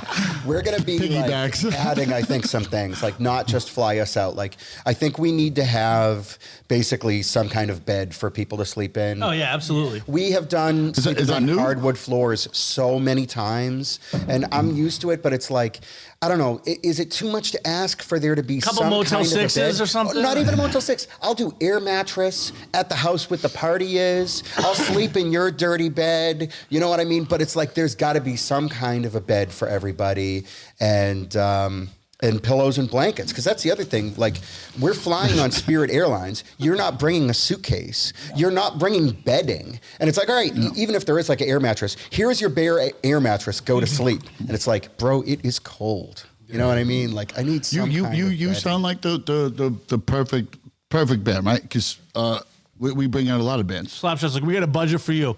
A lot of bands. Yeah, Let me tell you about our ride. Yeah. Opening bands won a lot of things. Well, so they won a lot of things. I can meet all of those things right now. Here's a funny thing. So, play the show in Murfreesboro. We get picked up. Everybody there is very nice. Everybody there is very hospitable. Everybody there is very friendly, really cool, totally positive. Go to the show. I'm totally blown away by the house venue. It's like a big complex of 19th century buildings that's like on the edge of town, surrounded by fields.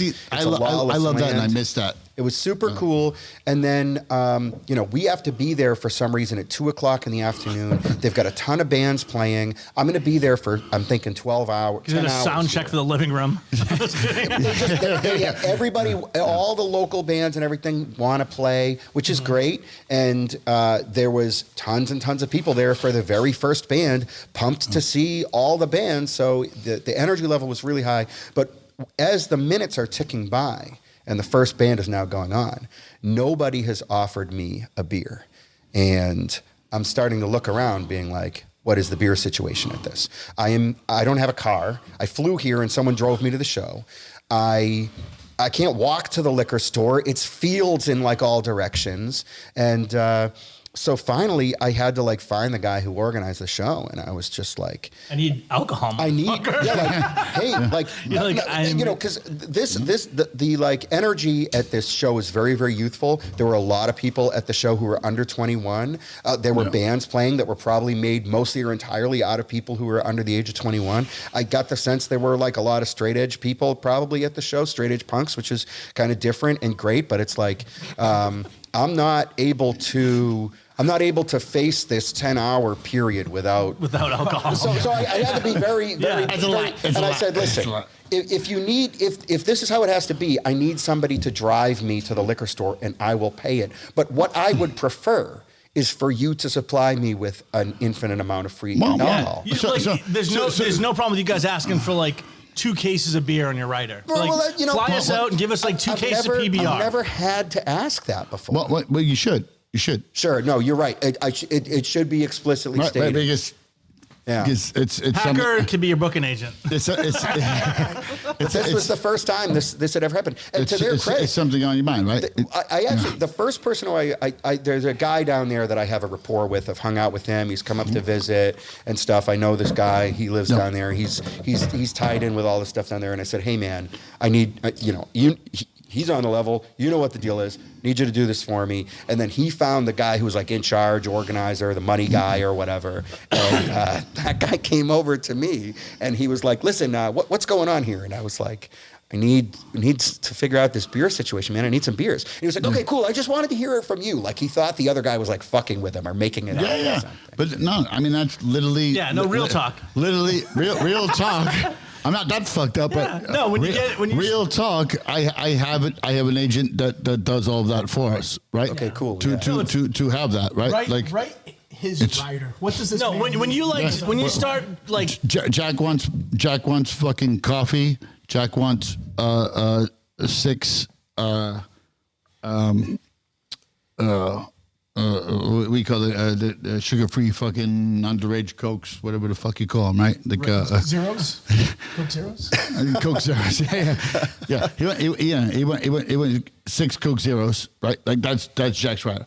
Me personally, I get a bottle of motherfucking Tito's. I get soda water and all that shit. Yeah, it's typical with bands. Like it's super like whatever you discuss is what got you out there, what you're gonna play for, and all. I mean, it's very common, even at a smaller DIY level and stuff. You're just like, hey, look, if we're gonna come out like here, like here's the situation. We're not fucking 15 years old. Yeah. And when I first started doing it, like I felt weird about it, but then I was like, it's not rockstar shit. Everybody fucking does it. So it's like, hey, look, here's what we need. There's like let's say you might have like someone in your band with a disability or a female or something. We're like, hey, look, she needs this. Saying females are disabled? No, I'm saying one or the other. Like, fucked up, Mark Unseen. Fuck off! I was not saying that. Our female band member needs tampons. I'm saying examples. Giant tampons. That's not what I was saying. I was saying like, if there's anybody that's like either like got like some sort of a health issue or an allergy or Mark Unseen canceled in the punk rock scene. That's not what I was saying. Breaking news. I'm in a band filled with people who are disabled. Women are disabled.com. Maybe you got someone in your band who's disabled or a woman or a retard or whatever. Yeah, or a retard. But they're broads. They're all needs. They're all special needs. If you ask for like certain things and they're not like crazy, it's just like. I know. Like when we go to California or whatever, like if we travel anywhere for a show, they're like, what's it going to take for us? And I'm like, well, first off, we have a booking agent, which, you don't, but whatever. I say, we have a booking agent, but before we even Stormy talk. Shepherds wants $37,000. And I'm like, before we even talk to the booking agent, let's. Chips and salsa. Yeah, let's see if the date's free. And then I'll just give you a basic idea of what we want. Like, we're going to need our flights. You think I'm joking? You get chips and salsa? Probably. Bro, we want our flights. That's Stormy Shepherds MO. We want our flights covered. Yeah. We're gonna. So many rules. There's 5 of us. We need like 2 or 3 hotel rooms. Our flights covered. Gear, because we're not bringing gear. Yeah. We're gonna bring our guitars. That's it. So we need everything else. If you're cool with this, then we'll talk about it. But we just need 2 hotel rooms. Doesn't have to be anywhere crazy.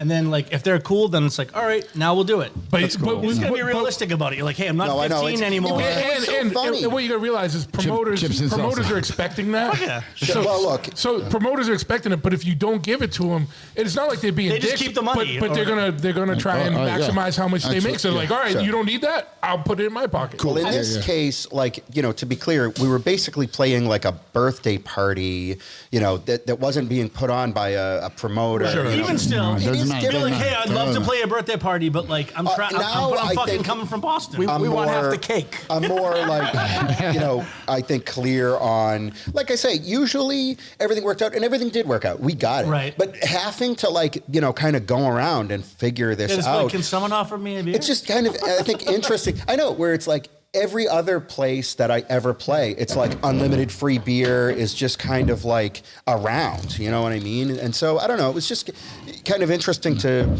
every place is different. And Yeah. in this particular place has a scene that I get the impression that it's very tight-knit, and it's very big in the sense there's a lot of kids involved in it. But I think it's probably pretty insular, where I think those people may only go to shows at that venue. Yeah. right. You know, a lot of times those are fucking awesome shows. it was an awesome show. Well, The, I mean, like, well, the energy the- was really cool. That's what I mean. Like a good promoter who has a good space and all that can do better than a bad promoter, bad Yeah, space, but, right? but like a good promoter, like should just like ask, like for example, Nacho. You've dealt with him for. Of course, Nacho was CY. awesome. Yeah. Great, yeah, Like, great. and, he's the dude I texted when you guys went out there. I was like, "Yo, I just want you to know, your promoter. He's my boy. He's fucking awesome. Yep. Like, he's the real deal. Like, he I'll will go- beat yeah. people up for you if you like, whatever. Like, He knows what the whatever deal you is, need. exactly. Like, Yeah. he'll get for you. But Yeah, like, we had great shows sold out. with him, he's just like, "Yo, what do you need?" And I'm just like, "This is what we need." And he's like, "Oh, that's fucking totally doable. That's not, you know, you need." Yeah. I'm just like, "Dude, we need rides. Just we need a couple hotel rooms.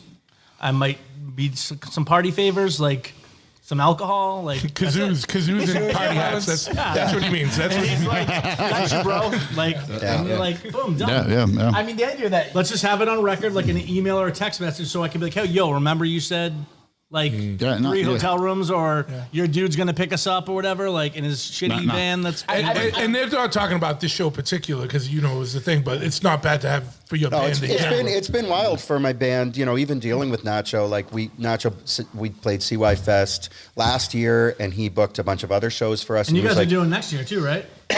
yeah, I'm super excited to play that next Yeah. year. Lineup That's is sick. insane. at this point, though, I mean, like your back must be as jacked up as everybody else's. Like, I In mean, the mic, dude, Joe. you shouldn't be sleeping on. you should be Studded sleeping jackets on the are floor. fucking heavy. I'll deal with it. I mean, it's you know, there's certain things I kind of like the pain aspect of it. You know, there's a masochistic aspect of like, where are we gonna sleep? Oh, at this house with the raging party, and we're just gonna lay down here when everybody dies. Fine, whatever. See, you know.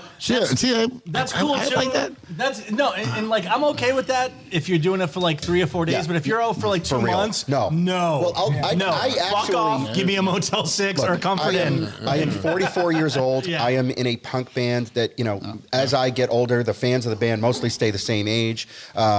I don't think That's I not would a bad ever thing. do. Well, No, No, that's not a bad thing because like if your fan base ages, it thins out. Sure, that's so. true. But if it stays No, like I- the same age range, I see that. There's I'm always saying, always I'm- new crowd, right? I'm in an old guy band, right? We're trying to play with young bands. That's cool. Still be a part of it. I see you on stage. You can still jump around. You still got moves. You're not that old. I got it. Jack still got it. Fucking tie straight edge. Fucking whatever. We got it. Like, it's not a matter of that, right? It's I don't know how much Ben Gay or Icy Hot you're rubbing on your legs. Tiger Bomb, afterwards. dude. Tiger Bomb. Nothing. It's fucking cocaine alcohol, motherfucker. Motherfucking cocaine alcohol. Our bass player, Jen, she's like not a beer drinker. She wanted to drink some tequila. Yeah, And it was like, she hey. should get a bottle of tequila. And she was like, can we get some Probably tequila? Tequila Ocho. And they were gonna be like, tequila they were ocho. basically like, they didn't exactly say this, but the kind of general response was, we've never heard of that. You know what I mean? Never heard of tequila? It was like, They're in Tennessee. It's not close to the she border. never did. She Tequila. never did get it, and she What's was a like, tequila? "Oh!" And then this is the best part. Finally, they're like, "What is it? What form does it take?" You know, they're trying to wrap their mind around it. She's like, "Listen, Can you please just get me 2 nips of tequila? And Moonshine or they something? were like, what the hell is a nip? If Spiky Jacket, if Spiky Jacket is looking for There's a lot of Nips. definitions of that. So They- be careful. Nips though. That's just. That's local. I think that's a local That's thing. just a New England. I think they term. call it like shooters. They call them airplane bottles or hotel bottles or Yeah, something. yeah. Airplane bottles. Yeah, that's so funny. Yeah, if Spiky Jacket's looking for representation, All right, thank you. I know a guy. I would like to see 2024. I would like to see Spiky Jacket sell out and really just do a lot of tours. I tried to do that years ago and it didn't work out, and because the other people in the band weren't on board for it, and I regret that to this very So day. you were the only sellout, is what you're saying? I You were believe- willing to sell out, just I like me. believe No, I'm that just kidding. History will prove me to have been right, but to try to look, I could talk about this for an hour, but A band like yours or mine, like I'm just joking around, but I see what you're saying. Like, it takes dedication. You're the It only doesn't, OG, it doesn't right? take Yeah. skill. So yeah, Ellie was in the band with you. Yep, he was in the band. Ellie, so Ellie's child, I married his mother's Yep. child. Blah blah blah blah. So now Ellie and I are friends through That's that. nice. So through that, right? So we have that connection. Yeah. So now I want to see the band succeed only through that. I don't Not know. because he Ellie's likes not in you. the band anymore. He I don't know if Ellie wants the band He to doesn't like succeed. you at all. He's Get an air mattress every show. bud. He's not in the band anymore. No. But Yeah, he was originally. We did start the band together. oh, you guys started the band together. Yeah, I pretty didn't much. know. Well, the band, the way the band started is its own long story, and it was never I guess intended to be. Released upstairs once, but Oh, yeah. he wasn't playing bass. It was That's right. A It was- girl. that's Jen, yeah. a girl playing bass. Yeah. Yeah, the disabled person. But Shut the fuck up. Is she disabled? I mean, No, she's not I don't know, disabled. but I gotta timestamp that one. That's gonna be another one of the promos. yeah, I don't know how much longer my band is going to keep going for necessarily. I'm not, nothing lasts forever. No plans on any sort of future recordings or anything. You must have ideas. Well, I we're didn't talk playing. about gangs. We're playing CY Fest next year. Looking forward to that a lot. I'm sure there will be some other thing. Would love to go back to Japan, but punk is a weird thing with a trend cycle where my band was like at a very high level on the trend cycle at one time, but once you have done that, you can never really go back to that. And I think that's why a lot I of think you can. It just takes like 10 years. So you're going to be like, So yeah, we've never been to Japan. you've never gone to Japan. Japan You is gotta. so You great. fucking Yeah, gotta. it really is Sometimes awesome. I've been I there. went in 2000. That's kind of odd that you guys haven't been over there yet. It is. Jack I'm is, sure those shows Jack would be is covered huge. in Japan, but we've never. I would- never They can't go to Japan because Jack will never leave, and so Well, it's a farewell tour. Yeah. He just went. Oh, did he go? Yeah. By himself. Yeah. But yeah, Can you no. go to Japan? Can I Yeah. No. stop asking questions? You can't go to Japan. Not currently. Maybe not. Maybe. Maybe never again. You've pending litigation. We went for Chopperhead stuff in 04, and they got the bike scene I in can't. Japan. The bike scene in Japan is ridiculous. Like they got them dudes. I want to go. them dudes. Japan's cool.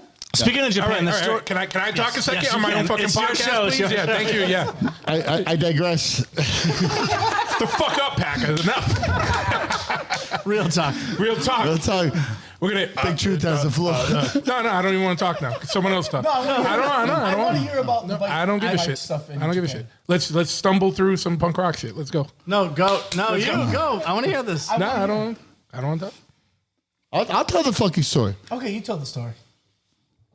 Big Truth and Jay. No. We don't need to talk about the show. Let's talk about Christmas shit. Let's talk about diddling kids and Michael Jackson. And fucking, I do want to hear the story. 2017. and women are disabled. They get invited. They get invited to Japan. No, it doesn't matter. It doesn't matter. So what's everybody We're talking getting about their chopper dis- shit. their I'm the only disabled chopper guy here, so significant let's not talk about that. No. Go ahead. Was that it? First off, I wanted to hear your Japan story, and then I wanted to also say, Maddie's Japan story was fucking pretty awesome. Yeah. About being in prison. Yeah. Yeah. If you don't know that, go back to the Matt Arsenal episode. I don't know the episode number. Yeah. Maddie, your last 4 words. Yeah, he has. Come get your fox, you fuck. He pretty much has the best Japan story. Yeah, that was fucking crazy. But no, tell you motherfucking. It don't matter. It obviously don't matter. So This is the end of the episode. Now he's getting ornery. I'm not getting ornery. If I was getting ornery, motherfuckers would know. Now, how was the European show, the European trip? Because you were I talking took a about that earlier. vacation, But yeah. there was good shit on that. There was good shit on that. Well, basically, it's actually very tricky even to talk about this. So, people who know me know I'm really interested in history, and I'm really interested in World War II. And I booked a vacation in November last month to go look at some like historical stuff related to World War II. Wait, well, go on. I like. I've never seen I like this stuff. Let me hear what's going on. All right, so It's good. It's good. Now we're gonna hear a story. Go ahead. So Go. I've been touring Europe for many years. cool. So I love Europe. I try to go there as often as I can, which sometimes maybe years go by and I don't get to go. I used to go a lot. I went last year for a short trip, and then last year I was in Munich in November, and I was thinking about historical stuff that happened during World War II and the Nazi time in Europe, and thinking about dates and looking at places, and I realized that the 100th anniversary of Hitler's failed beer hall putsch in Munich was going to be November 9th, 2023. And I thought, wouldn't it be interesting to be in Munich on the 100th anniversary of this important historical event? And what happened at the end of the beer hall putsch on November 9th, 1923, was that Hitler and his supporters left the beer hall where they had started this thing from, and they marched through the city to the center of the city. I can't hear what you're playing. I can see. It's just the news. It's the cancellation news. but like So they did this march. Hitler and his supporters did this march to the center of Munich, and then there they were confronted by police. where the beautiful church is. Exactly, You know, yeah. No, I've been to Munich many times. And so I was thinking, wouldn't it be interesting to walk that route on the 100th anniversary of that to the exact minute, and to think about, the 100 years, right? It's crazy. Yeah. Mark has a question. Mark has a question. Yeah. Was there anyone with you? Well, I did this whole trip by myself. So How were you walking? regular walk. Munich is these streets are very busy. Bent knees? These streets are very busy, and so for one person to just walk along these streets at any given time, it's not a big deal at all, right? It's just whatever. It must be straight knees. No, nothing like that. So, I went to where the beer hall used to be, and I was waiting for the start time. I was waiting for 12 noon, which was the time at which they kicked off. It's like a race. Hold on 1 second. Was there anybody handing out flyers for a pig roast? By any chance? In New Jersey. I'm sorry. Go on. Wait. But hold on. You said you were waiting for the start time. Was it like set up like a race? No, it's just like I wanted to. Master race. I was there on the 100th anniversary, but I wanted to walk that route. A master race. 100 years basically to the minute. Oh, to the minute. All right. I didn't know what you meant by start time. Yeah, I wanted to. I didn't know if it was an organized event. I had done some research about this whole thing and how it went down. Are they sure it's like this charity run? Before I even really get into this, I just want to throw out there, I'm interested in a lot of different aspects of history. We could do a whole, 10-hour macro series about why it is that I'm interested in, why I have the interests that I have. So I don't want to do that. And just to expunge on that, obviously we like the bus balls. Hold on. We all know you've been there, dude. But we like the bus balls, and we're kidding around.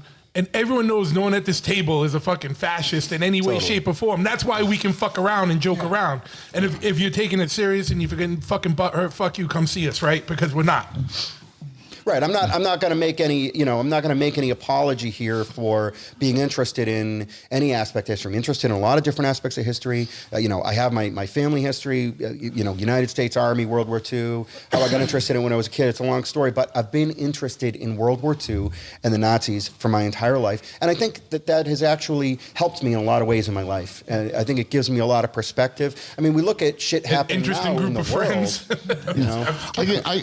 I can tell you, being in Berlin, and when you go to the Museum of Terror, is what they call it, right? The Museum of Terror. It's literally a bunch of hanging news clips, and you've been there. It's a bunch of fucking news clips, like weirdo shit that like the Germans call the Nazis. Like there's something else. Well, then the Nazis did this, then the Nazis did this, and like it literally just hanging from the ceiling, like newspaper clippings. Yeah. It's super fucking weird. It's not. They disassociate from it. Yeah. And it's like it doesn't exist. It's like, no, that's what I mean. It wasn't the Nazi. It was your grandfather, dude. It wasn't my grandfather. It was your grandfather. That is one of the things I was like, wow, it's kind of fucking weird. Like it's like, oh well, then the Nazis, right? Like. Yeah, like the Museum of Terror. I'm like, it was. Then the Nazis did this. I'm like, no. Tell me, like, how did we get there? How did we as fucking humans? Yeah. Motherfucking get there. How did that fucking happen? Right? It was, and it just when I walked out of that room. Which it's only a room. It's literally just you walk out with more questions. Yeah. It's just a room. I'm like, yo, how the fuck do we?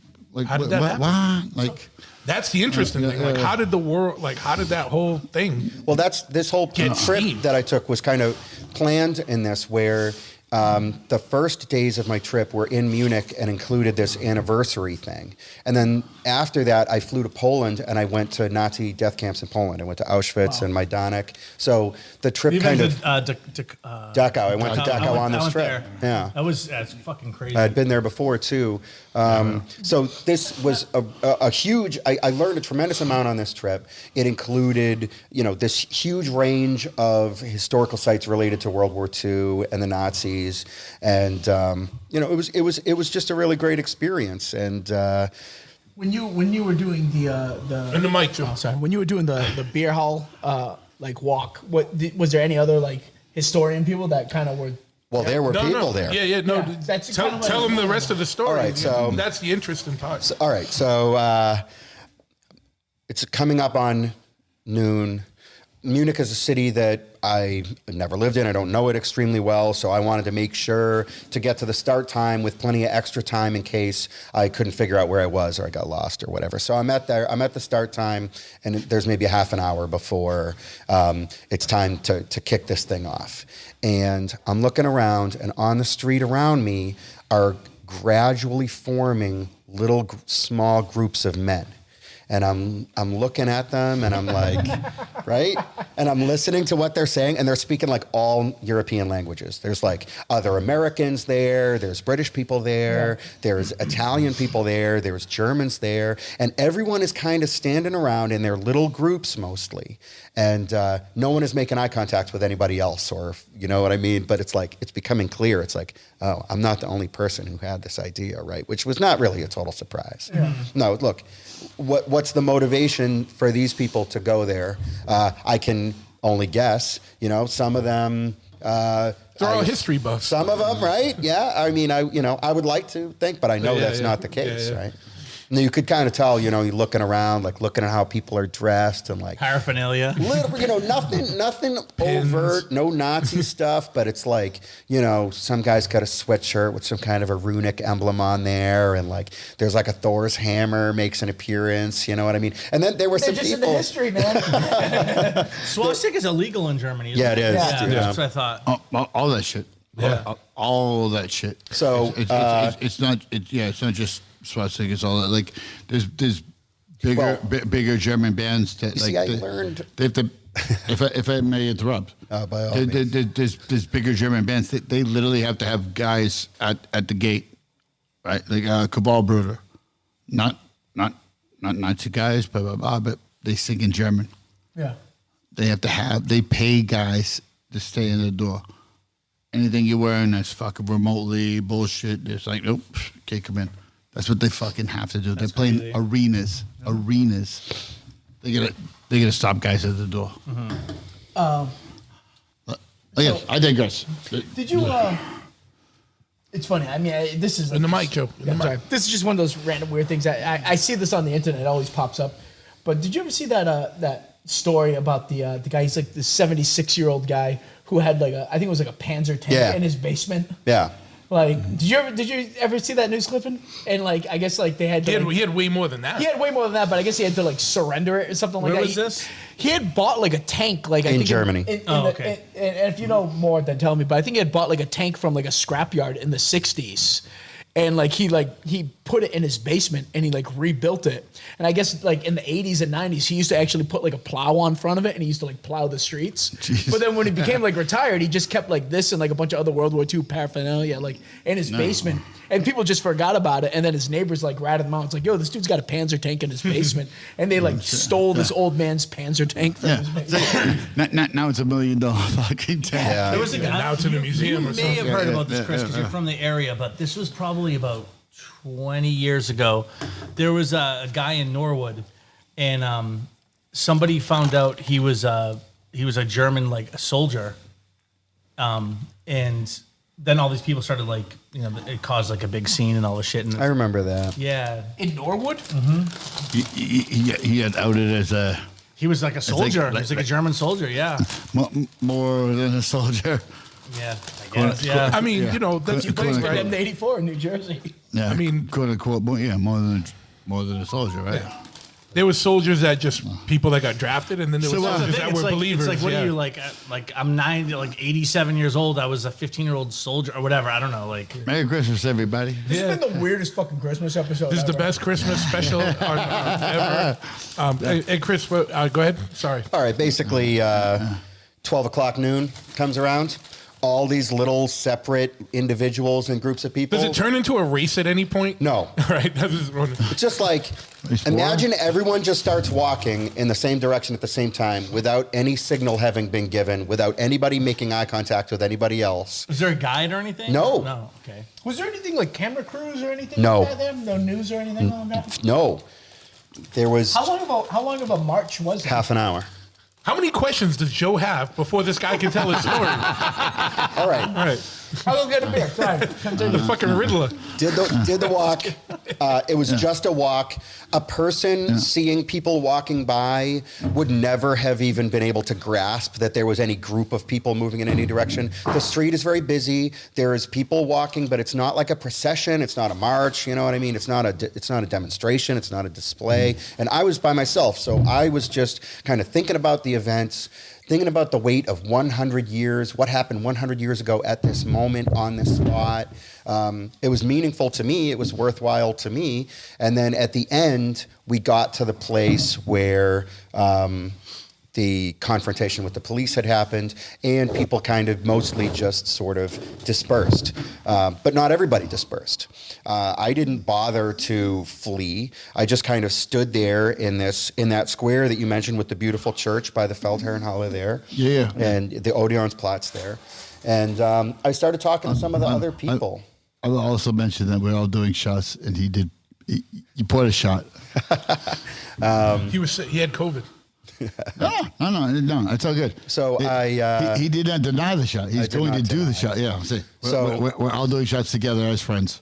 Awesome. So we didn't all disperse. I'm standing there at Odeonsplatz, and I did wind up starting to talk to some of the other Americans and some of the British people that were there, and they were cool. And so, as Americans and Brits, what was their like rationale for being there? Same thing. Same Just thing. in the They were history?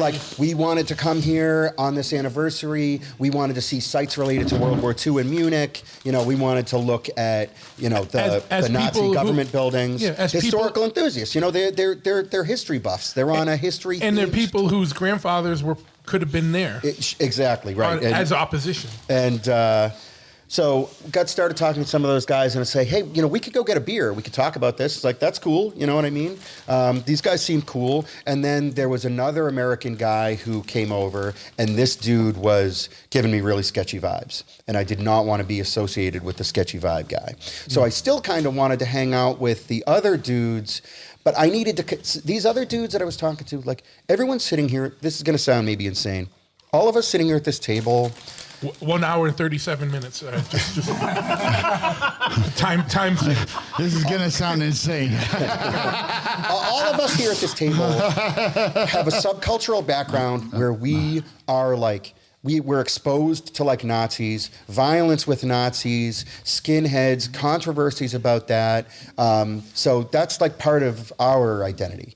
Your average dude, he may hate Nazis and stuff, but he has no concept of like skinhead or like Nazi subcultural Or people. all screwed up or anything. He had they never heard a Screwdriver album in their lives. Hey, The good records and the bad records. That's the good records. You know, they never listened to Hail the New Dawn even a single time. They don't own it on vinyl. So I maybe am viewing this through a different lens than the other people that I'm with. These, I don't know. They're like just citizens. I don't want to put regular. words in their mouths, but I'm looking at these guys like maybe these guys are, I don't want to say naive, but they just maybe don't have exactly the same perspective that I have. So I'm like, all right, how can I convey to these guys that we need to maybe not hang out with this like obviously sketchy creep guy? And this guy was sketching me out on a few different levels. Like maybe he's a cop too, right? You know what I mean? Mm-hmm. On Christmas. And so as I'm trying to figure this out, we are surrounded by the Bavarian State Riot Police. And they said, we need to see all of your passports. We need to see your papers. That's uncomfortable. Papers, please. Well, that was very unpleasant. In the initial moment, I was like, okay, maybe this isn't going to be a big deal. And then they take all the passports, they take all the information, they said, listen, why are you here at this moment, at this time? Mm-hmm. You're a group of like men, mostly young men, here at this place at this time. Is this a commemoration? No women or people with disabilities. Sexy men. Is this Having a party. Meanwhile, they didn't even get that creepy guy either. It was just me and the other dudes who I thought mostly looked like they were pretty cool guys with a similar perspective to my own. And so they're like, okay, so What country was this? in Germany, Germany. Where in Germany was this? in Munich. Munich. Bro. All right, go ahead. So, Yeah, go ahead. Continue. So, long story short, we got detained for over an hour. They told us that they were going to bring in a special political police unit to determine if us being there at that time in a group may have constituted an illegal demonstration. Jesus. So what happened was the political cops never showed up, and after more than an hour, probably an hour and 15 minutes or an hour and a half, they just summarily just handed us our passports back and told us we could leave. So I do have to ask, if there was a band, like a big German man. Yeah. That's like You're saying if Hitler had come back, no. would I have followed his orders? No. It's a very heartwarming Christmas story, by the way. Yeah. That's It's a you. white Christmas episode. That's you saying that. What I'm saying, I've been in Munich many times. Many times. I have a lot of fun. I have a lot of friends in Munich. Any butthole pictures in Munich? Oh yeah. Oh yeah. That's what I'm saying. Like that's why I'm like, if it was like Frankfurt, it's like yep, all business in Frankfurt. Munich, butthole fucking central of Europe, butthole central of Europe. Right? So, What are you talking about? I don't even know what you're talking about. Just let him go, man. Just let him go. Best Christmas special ever. I don't know who does like who does like the charts for like Christmas special podcast Or buttholes, But but- we need to submit it as like a very special holiday podcast. I appreciate you guys. Just let me go on. It's better than like the Mr. Belvedere when like the kid got AIDS episode. When like different strokes when they got touched in the bike shop. That guy looked creepy. You know, Well, I'm the 37th base player of Slapshot. I'm grateful for where I am. I go to Germany all the time. So I got a lot of friends in a lot of places. Don't go to the Munich beer hall is right now. you know, before we got surrounded, I had watched a guy get stopped and searched by the cops. This guy showed up at the spot, you know, right at the moment, you know, and he was basically dressed like it was 1923. He was wearing some kind of like outfit. The brown shirt. He was wearing a brown canvas windbreaker type anorak. Did he have a mustache? He didn't have a mustache. He was wearing He looked like riding Charlie breeches, and he had like leg wraps on the lower part of his leg, and he had a hat similar to like what German soldiers wore in World War II, like a little wool cap with a peak, you know. And I watched that guy get stopped by the cops. 2 eyes and made get out of coke. searched. Yeah, you can't run around like. And No, you can't so remember. You can't. You do no. I- There's no cosplay. when I saw that, he was cosplaying. Real talk. He was Real talk. cosplaying. You cannot walk around like that. But You when can't. I saw that guy getting searched, I Yeah. should have known to just get the fuck out of there. Yeah, you can't run around like acting like that. You cannot. You cannot. What a You cannot. weird cosplay like pre-Nazi. Yeah, like Pre-Nazi vacation. I want to say that. What if the guy was a time traveler though? So yeah. Yeah, maybe he's Maybe he was one of those fucking time travelers. Yeah. So no, he's the guy. In your So- research, have you seen any all the time travel stuff, like where they show a picture of a dude that looks out of place and Yeah, stuff? sure. Do you think it's bullshit, or do you think there's anything to that? Who knows? I see it on YouTube. You know, there's no proof of it, right? It's like the guy with the iPhone, but it's like oh, fucking- the I don't Tyson think show. that guy is necessarily looking at iPhone. I think there's a better case that can be made for time travel even than that. There are like the out of place artifacts that are found that seem to be, in like geologic time layers that are like modern items. But who knows, you know? But look, I do want to say, like, for the record here, like, people are there could be people listening to this and they're thinking, this guy is an absolute creep. This guy flew to fucking Germany to walk in Hitler's footsteps on an anniversary related to the Nazis. And like, I'm not shying away from the fact at that the exact time. Waiting for the exact time. Actually, at the exact time. That 1,000% a little suspect, right? sure. And you know what? The thing I you wanted to didn't say tell me is, that. like, You didn't tell me that, right? I own that. You know what I mean? Like, and also, Mark Gunstein's on a podcast. But listen. It is suspect, but like his motives as a history buff is, I get that. yeah, I'm just absolutely. not going to apologize or make any bones about it, and I'm not going to issue any kind of. No, it's like if you're really into that, like that's like what more Look, time is there to be okay. into that? You know, like, it was a really, really cool. For me, anniversaries are a way that all of us mark time. Mm-hmm. Anniversaries are a way that all of us deal with the passage of time and with Absolutely. history. And I just said anniversaries it. are a way to focus your historical attention. What happened, 50 years ago in the state? What happened in World War II on the state or whatever? And so, I knew going in that this might put me in a physical space with neo-Nazis or modern sympathizers of Hitler or whatever, and I did it anyway because to me it was more important to do something that was going to be personally meaningful for me. Right, so fuck everybody else. If I'm not there. I don't care what their Right. motivations were, and I'm not here to try to make any kind of political statement. I'm here for history, and frankly, if some other guy had been there and he was like, I am a neo-Nazi, but I'm here, for history or whatever. It's like I'm not. That moment in time was not a moment in time when I was going to personally be trying to wage a war against this man. Right. You know what I mean? And like I said, 1,000% agreed. We break balls because we're on a That's what we do. podcast. Because No, I take it. I mean, We are on a podcast. Like again, like I went to the SS Castle and all that Sure. bullshit, right? Like I've done it because I've done it. I do give a shit about it. I do give a shit. My grandfather fought in the Pacific, my grandfather did too.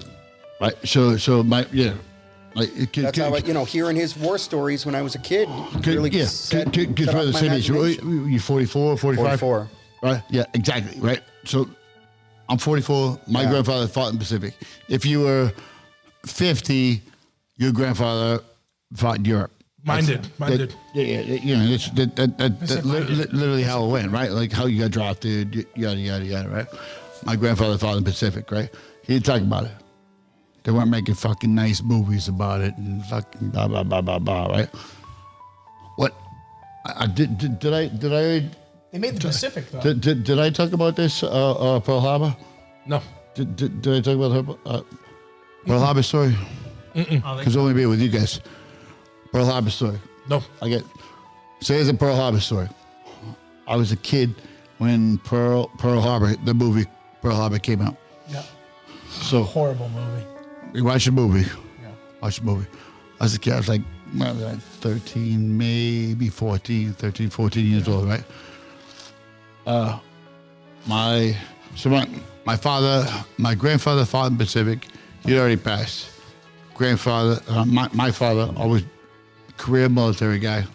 I was in the military as well. Yada yada. So my stepfather, stepfather, like old school shit, like how it used to be, like 30s and 40s, like when he would die, best friend, step in and fucking be right for the family, blah blah blah. That's what happened, right? So this guy Paul, was a nice guy. His best friend got killed. He took care of his best friend's family. Yeah. Yada, yada, yada. So we watched this fucking stupid fucking Pearl Harbor movie, right? Yeah. I was 12 years old. This fucking dude. Watch the fucking movie. My sister's like 6. I'm 12. Watch the fucking movie. At Thanksgiving dinner, this fucking dude is like, yeah, it was at Pearl Harbor. It was like that. A little bit. But he's like, 6 months later, turn the music up. 6 months later. 6 months later, he's like, hey, we're doing what we need to do for like a Geneva Convention, blah blah blah. He's getting an hour on deck to fresh air. It's like I tied his elbows behind his back. He's getting an hour of fresh air.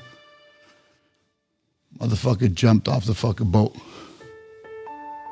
This guy, Paul Camden of Camden Motors on fucking goddamn fucking Morton Ave in Dorchester. Camden Motors still open today.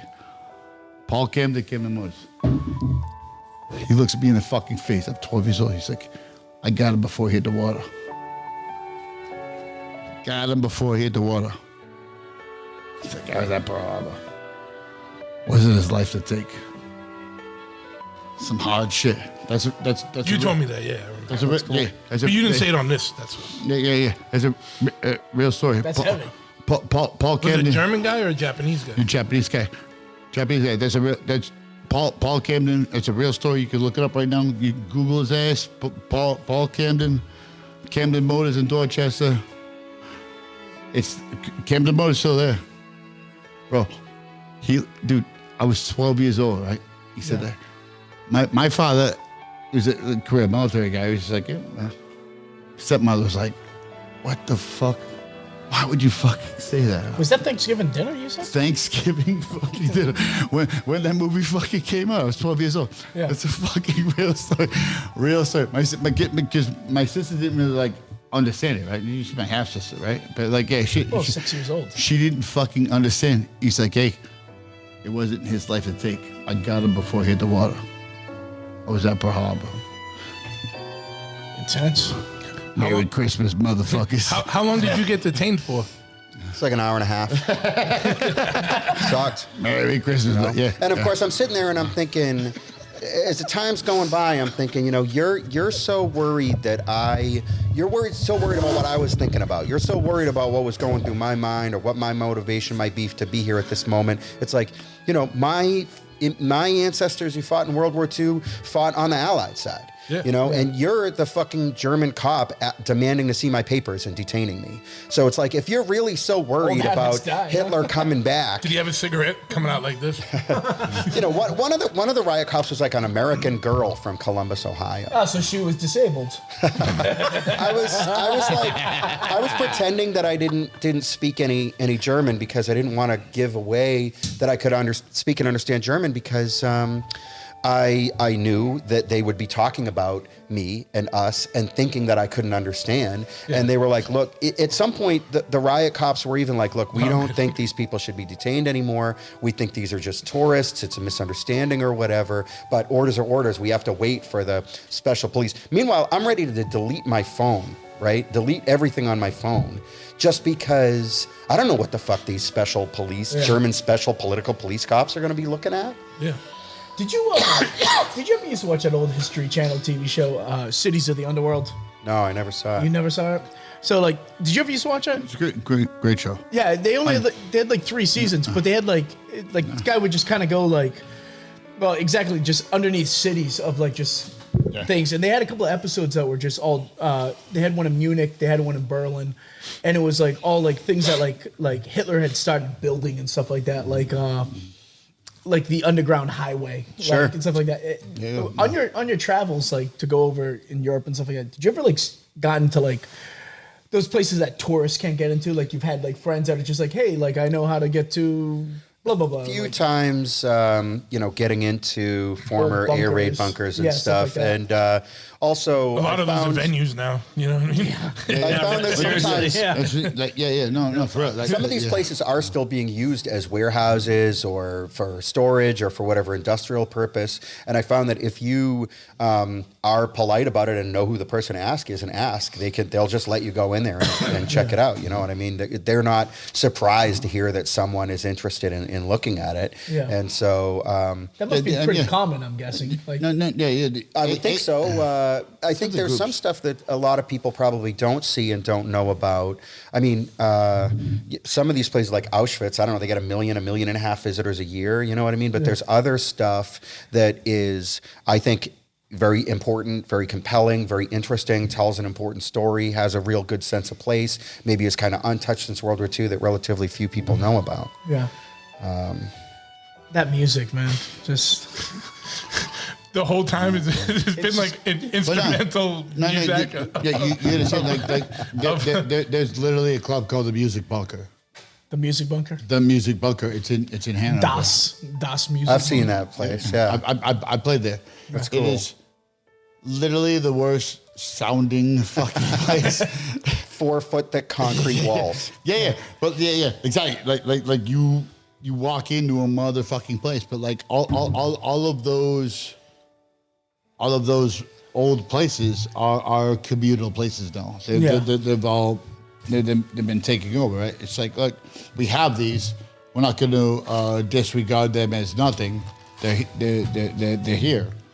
Yeah. We're not going to celebrate them for blah blah blah, right? You know what I mean? They're literally communal motherfucking places. And I mean, shit, I'm sure most of that stuff was made to last anyhow. They can't get rid of those bunkers. Yeah. You know, you can't blow it up with dynamite. Yeah. No, for it was bomb proof. The Music Bunker literally sounds like shit.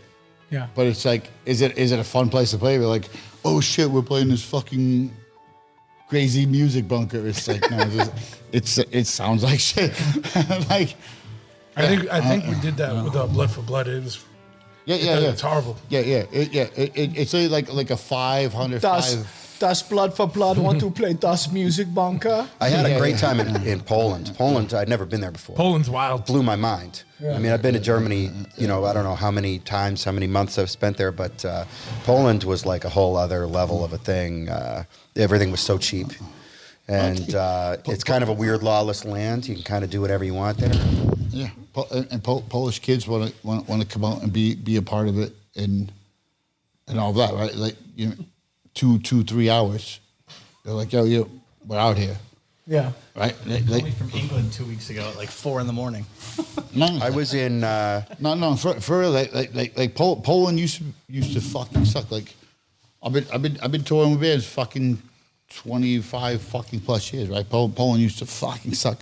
It's like, all right, you have to discount all your merch, blah blah blah. You got to play for less money. Hotel's gonna suck, blah blah blah. Our agent would tell us this shit. It's like, okay, cool, but you gotta play Poland.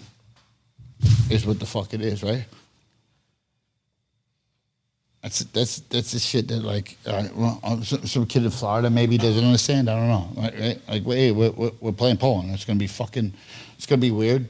It's gonna be 80 kids instead of fucking 2,000 kids and fucking whatever, right? Like, Yeah, sell T-shirts for half as much. yeah. Because they're fucking poor, right? They are. It's cheap. I'm like, we're gonna pay for less and fucking blah blah blah. Right? Yeah. It's people. I don't know. Maybe they don't understand that. I don't know. You get me? But like, you play in Poland. It's fun. It's fucking wild. Yeah.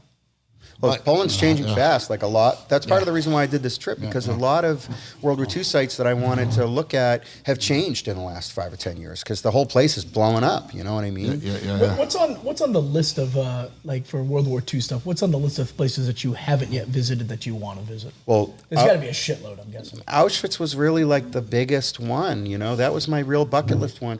The stuff in Germany, I've seen so much all over Germany. You know, I went to Normandy, the D-Day beaches. I went to Hiroshima, and That was fucking crazy. I've been there. Yeah. Did you go to that museum? Yeah, absolutely awesome. My thing in Normandy, with Normandy was as a veteran, right? I thought we've all seen the movies and fucking blah blah blah, right? When I stood at the top of that shit in the movies and in fucking whatever, right? You think it's 80 yards, 100 yards, blah blah blah. It's like a motherfucking mile. It is a fucking mile. When you're up, you've been there. Yeah, on the bluffs. When you're up there, it's a fucking mile. When Americans fucking rolled up and just got dropped in these fucking things, right? I'm a veteran engineer. The engineers that fucking day, I know what their fucking job was, right? They had to remove the big crosses that stopped the armor from moving on the beach. Yeah. These guys, they had fucking bullshit fucking arms, blah, blah. Their job was to fucking just run up on the beach and blow these motherfucking things up with fucking bullshit arms. They're with all the infantry, blah, blah. These motherfucking kids, a mile away. When you watch the movies and all that shit, you think, all right, cool, 40, 50 yards, blah, blah. Bro, it was a mile. These guys had fucking those MGs. Mowing dudes down. Yeah,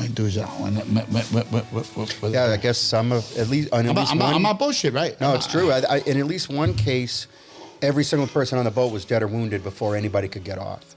Bro, yeah. You know? That's it. And this guy. It's a real downer episode. Christmas. We've gone from Michael Jackson's.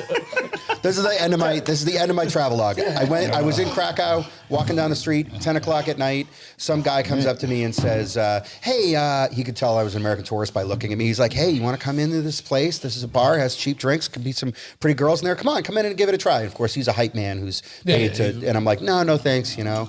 And I'm walking along, a few steps go by, and there's a girl, and she's like, hey, you want to come in here with me, get a drink? I'm disabled. And she's pointing at a rum. And I'm like, no, thanks.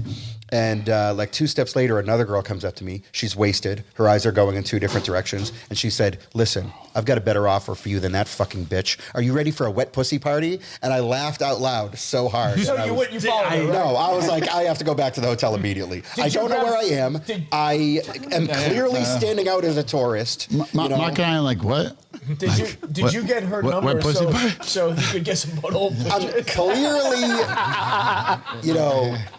Yeah. It was clear to me that number, you have the group text. a wet pussy party could be a thing that a person could have there. I'm gonna. And then I was thinking I'm gonna about get that. Danny on. I'm gonna get Danny on. Oh no, go ahead. Go ahead. The wet pussy party. A wet pussy party, yeah. And I don't know what a wet pussy party entails. I mean, you know, I can guess. It's probably be better than a dry pussy party. I think a dry pussy party would be better. How? A dry pussy party to me, there's still pussy. Yes. And it's fucking bone dry. And to me, with no expectations. 2 hours, 2 minutes. Okay. you know what I mean? No expectations. Like, the pussy's there. It's the fucking Sahara Desert. Yeah. The ball's in your court. How do you play that? The To me, the challenge of the that. balls are in her. I would rather a automated voice wet, messaging wet, system. wet pussy party on that one. If Wet pussy party. Danny's unavailable. Tried calling Ryan. He didn't text me back, but he did this to Oh me. no, like 2 no, weeks yeah. ago. Let him. All right, what's yeah, up? finish. So you just went home.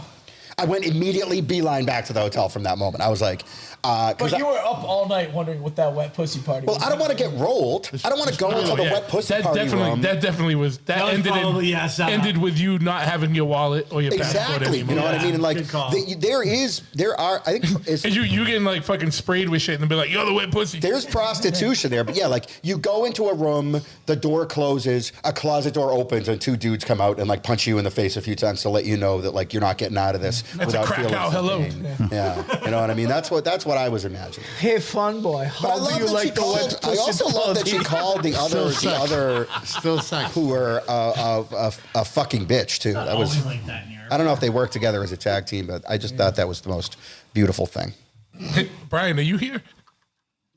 Brian Harris. Brian Harris from. Hey, Brian, how would you like to go to a Brian, do you like wet pussy party? I'm half in bed. I don't even know what you guys are doing. We're doing the holiday special, buddy. And and Mark was I was like, let's call Brian. Mark's a piece of work. We don't trust Mark. Yeah. We don't trust punk rockers. Brian, I do have to say that we had a couple of great tours this year. Slapshot, Depa Voice Honor. Absolutely. Great. Well, we don't trust Mark. That is absolutely nothing to do with how we don't trust Mark. Nope. The Aaron hardcore band, he's a punk rock guy. We don't trust that shit. Yeah. I like if you like hardcore It's fucked and you like He that, might as well be a racist. he's sexist. We found that out Notice earlier. that. yeah. Notice It's, that. it's You been know a what I long, mean? it's been a long podcast. Hey, Brian, do you know women are disabled? It's a very special holiday extravaganza. Oh yeah, it is. How's your Bob? How's your fucking Bob pizza, kid? It's going good. Everything's good. Good. I know. I have to come down and have it. Everybody at home needs to know that literally Brian Harris and I were going to hardcore shows as teenagers. At 14 and a half, literally 14 and a half. Yeah. And now we're 16 and a half. That's what's happening.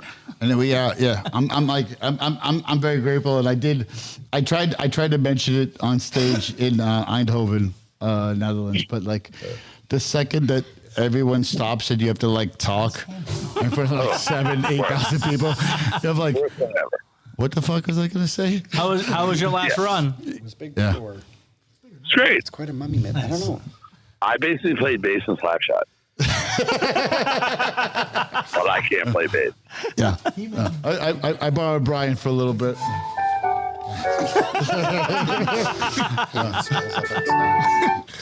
Do you have all right? So this is our year-end special. Do you have any good stories or anything for the end of the year, or just that you want to go to bed and tell us to fuck off? Yeah, I do. I have a lot of good friends, and they're on the other end of the phone. So there we go. Very good. All right. We'll let you go. Are you cleaning Mark fish is tanks trying to tomorrow? like set up some like punk rock fucking Holocaust. Yeah, we've been talking about the Holocaust actually. That's pretty much been the whole holiday extravaganza. But you going to work tomorrow? Or you get tomorrow off? Did anyone get disappointed? No, I have to go to work tomorrow. It's fucking horrible. Yeah, it's gay. I mean, it's not good. Guys out? What? Oh, was it Switzerland? Yeah. Yeah, man. Yeah.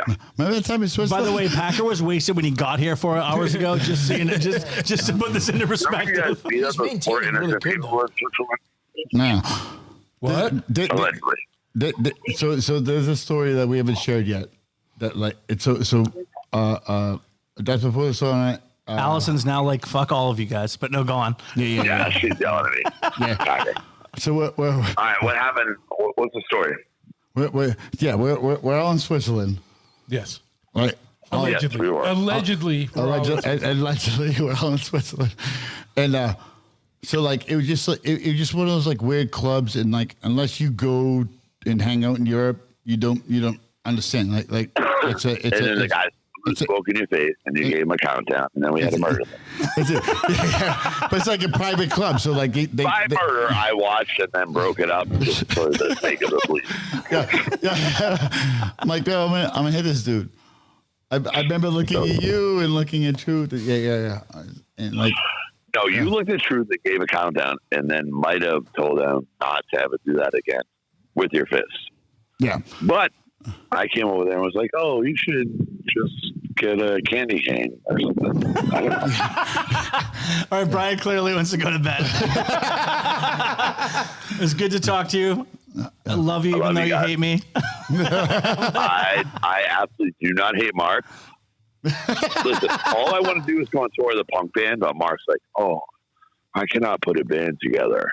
Have my band live on the other side. Like, dude, shut the fuck up. You're Mark on team. Just go on tour and take that for honest. Stop being a fucking punk. Yeah, he's too punk for us. So that's why. No respect. Slapshot and Death Before Dishonor went out. How many times now? 2, 3. Listen, couple, 2, 3 times. You need to put an end to these fucking punk rock fantasies. So, all right, here's the deal. Next week, Slapshot, Death Before Dishonor, Unseen, and what's the other one? What's the other one? American War Machine. What's that guy that was in Dropkick before? Abba? What you do, the Bruises? Nah, I love the Bruises. But what's the other one? Street Dogs? The guy. Rick be a little more specific. I don't know. What are you talking about? Not Bruises. What's the thing? The thing. Defiant? Oh, Defiant. Dickie Barrett? Starting point. Savin Hill, the starting point. What's that band? Johnny Rio's band. Street Dogs. No. So Johnny Rio. All right. Next week, Death Before Dishonor, Slapshot, Street Dogs, and whatever the other one. Dickie Barrett for the Mighty Boss Zones. Defiant. Yeah, we're all on tour together. Defiant, yeah. Come see us. What world tour? World tour. All right. We started at Chop Head. No big deal. Playing at a camp near. All right. Go to bed. Love you. Tell Allison we said hello. Love you all. Bye. Merry Christmas. For the record, it's only 9:17. Yeah. He's old. Go to bed. So we can't control the sound level of the background music if someone's on the phone. Oh, okay. That's a limitation we have here. New rule. We just found that out. New rule. So does anybody have any hopes and predictions for fucking 2024? Joe, do you have any hopes and dreams? No. I piss all over my own hopes and dreams. 2024 is going to be a tough one. It's an election year, you know. Yep. So imagine a bunch of bullshit and problems. So that will be. What do you predict for the election year? It's like the fucking nightmare election no one wants, man. It's fucking who the hell knows? You know what I mean? Election front runner is going to be in prison. I don't know. We'll have a fucking president in prison. You know, this is uncharted territory bullshit. No one knows. We're getting closer to that movie. Schindler's List. Max? No, well, my hopes. Great joke. Literally, my hopes and dreams are Mad Max. Like, I don't care. Like, just fucking end it. It's dumb. I'm ready to fucking roll. And I got a list of people that the people that thought all this shit was funny and cute. Like, those are the people we're gonna go see. I do have to tell you this. I'm just planning on killing my neighbor for like a can of corn or something like that. Yeah, man. We get that, right? But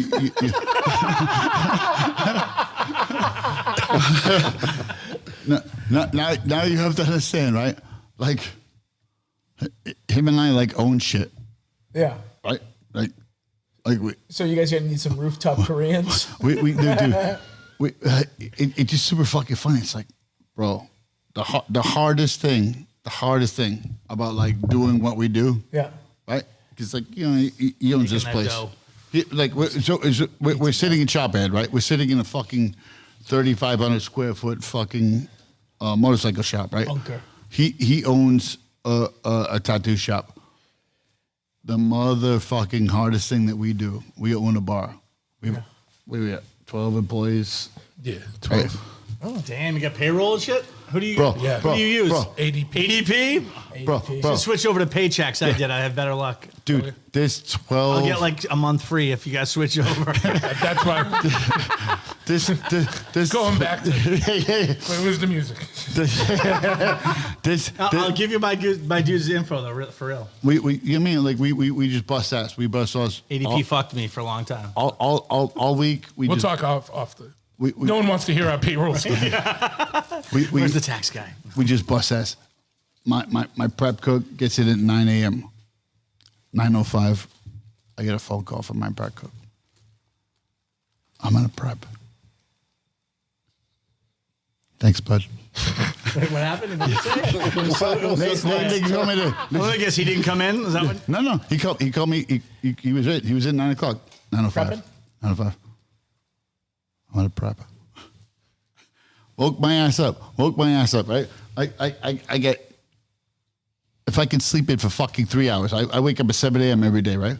I sleep in fucking 3 hours. 9:05. I'm gonna prep. Do call me this morning. I'm gonna call him every day for the rest of his life. Because he calls me, dude, every day at 9:05. I'm gonna prep. Can he send you a text? Wait, what is he? You're being so quiet. Is he prepping at least?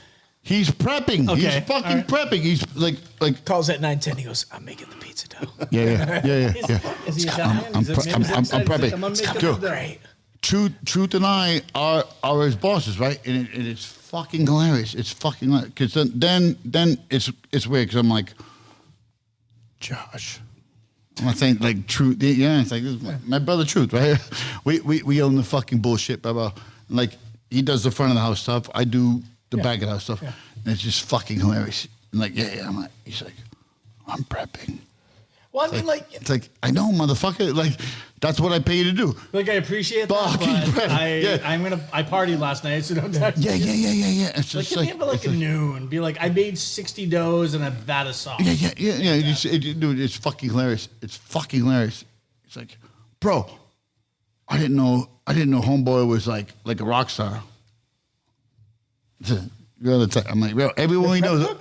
My prep cook, because he's not. He's like 64 years old. He's a great guy. He's a fucking What was great he guy. a rock star with? No, when Lars came over. Oh. Yeah. He's like, I didn't know you knew rock stars. I'm like, everyone I know is a rock star. Thanks, man. I want every pizza coming out. I want it to be for Rockstar. It's like the gayest shit to say, but it's super fucking funny, man. I'm never doing another business that involves people. Like I'm only gonna do passive. He calls you at 9:10. Passive income people. He's like, I'm slicing the pepperoni just how long. Bro, it's fires.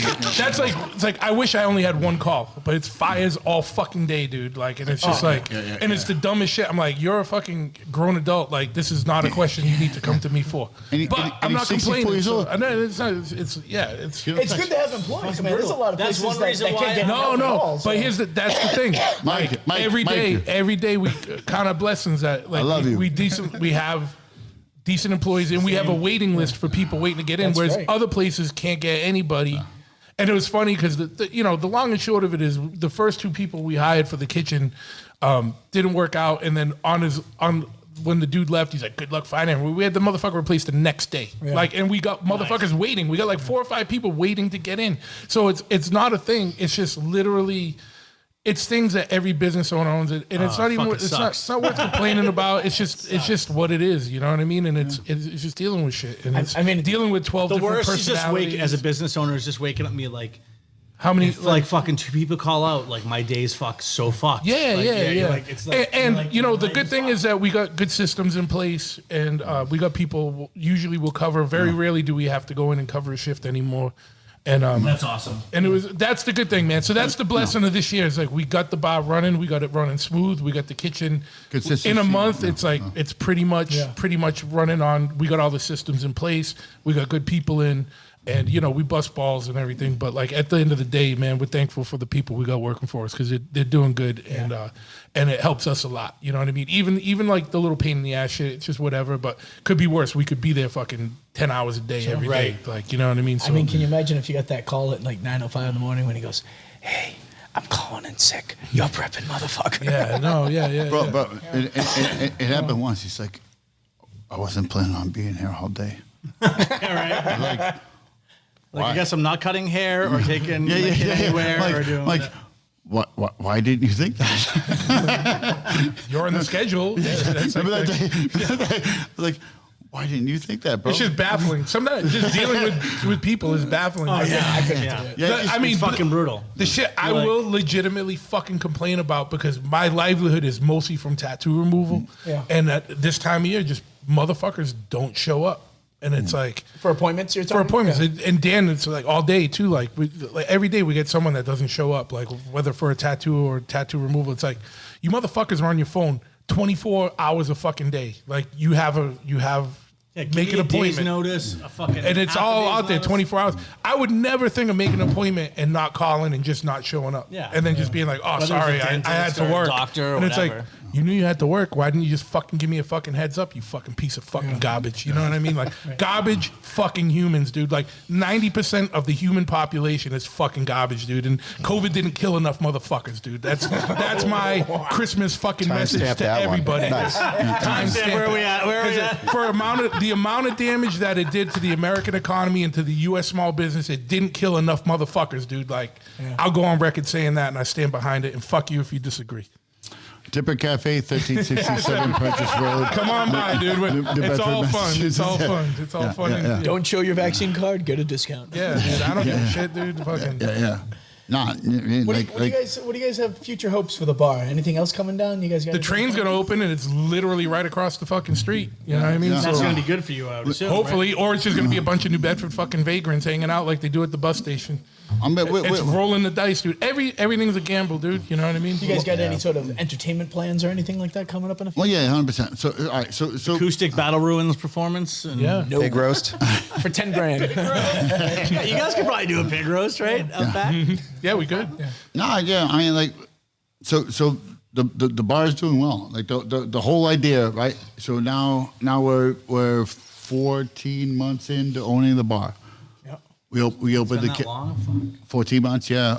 We opened in November of. Man, this has been a fucking busy year for you two, huh?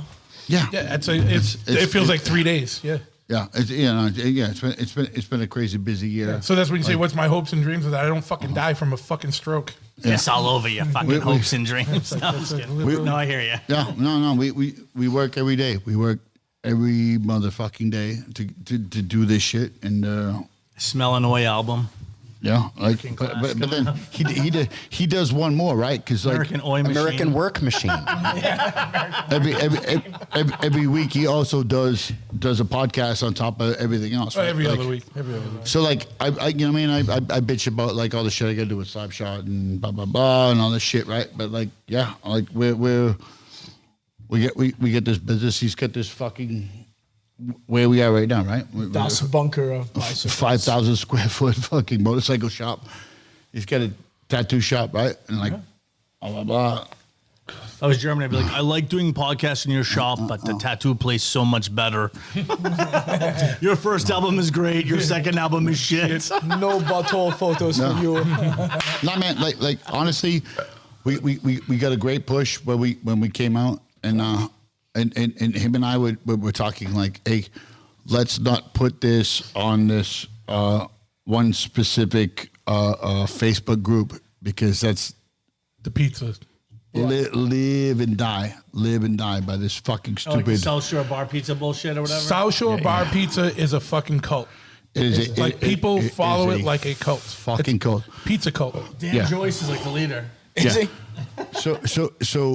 So we opened and it wasn't An hour and a half into us serving pizza, we're already on South Shore Bar Pizza Facebook group, which has 60-something thousand people. 60 like so we get reviewed at least 3 times a week. Yeah, most of it's good. I saw the good reviews. There was a burnt pizza that came out. Shit happens, and it got got a lot of run. Bro. But so many people stood up for us in it, but it's like, Yeah. Dude, it's motherfucking amazing. Like, you get, 1,600 likes on a good thing, right? Yeah. But you get 200 negative reviews on a picture, right? Yeah. And that just like bumps it up. It keeps bumping it up and blah, blah, blah. And yeah. What do you guys... How many pizzas do you turn out on an average day? Do you have any idea, or is it all different? It's different. Depends on the week. Yeah. Yeah, I mean, we're at the point now that, like, okay, we understand, like, okay, weekly, but like when we first started, my worries and all that, right? Like, were, this is how long the dough can last. This is how long the cheese can last. This is how long blah blah blah, right? The reality is, like, it's never gonna last that long. It goes. We're prepping every fucking day. Yeah, we sell off. I could not, and then, like, that was a joke. It's like, now I gotta feed this fucking monster. Now, like, I can't have enough cheese. I can't have enough dough. Blah blah blah. So now we know, and that's one of the things that fucking it goes right up my ass when it's like, that's frozen pizza.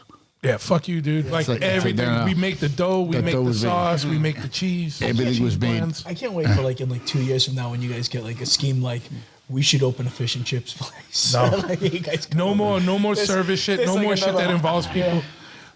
Passive income. South Shore Fish and Chips. Passive income. I ain't open another fucking business ever. Just passive income. Yeah. I'll open other businesses, but it's passive income. I'll invest in shit. I got too much. I mean, I don't eat fish. Yeah. I love South Shore Bar Pizza. I love South Shore Bar Pizza. It was easy. Yeah. For me to sell it to him, because. No, I mean, but before you even sold it to me, I said we should do South Shore Bar Pizza because no one's doing it down here. You know what I mean? And I knew it was such a thing, and you fucking love it so much. You know what I mean? It was just we were on the same page before we were on the same page. And I actually just I just sat with Sean. He's the kid that recommended. He gave me 3 or 4 sauce wrap recipes. Yeah. He's like, hey man, I'm a chef. Like, this is what I went with. I changed it, made it mine. Yeah. All that, right? Because, like, I want to be like, I know everything about fucking pizza, fucking blah, blah, blah, blah. Right? We started a bar. We opened a bar. We didn't know anything about running a bar. We opened a pizza place without knowing anything about being a restaurateur. Fucking, you make it work. You sink or swim. You fucking just fucking do it, dude. Like, what do you guys got coming up for New Year's Eve? Anything good over there? Just a fucking DJ. We get a DJ on New Year's Eve. That's gonna be a fun thing. January 17th, we've got a after party. After party for the fucking emo sexual show. Yeah, whatever it is. What's the emo sexual show? Well, we're doing it for our buddies in Risk. Oh, nice. Yeah. It's gonna be a little collaboration between Risk and American War Machine. It's gonna have a metrosexual party at the Dipper.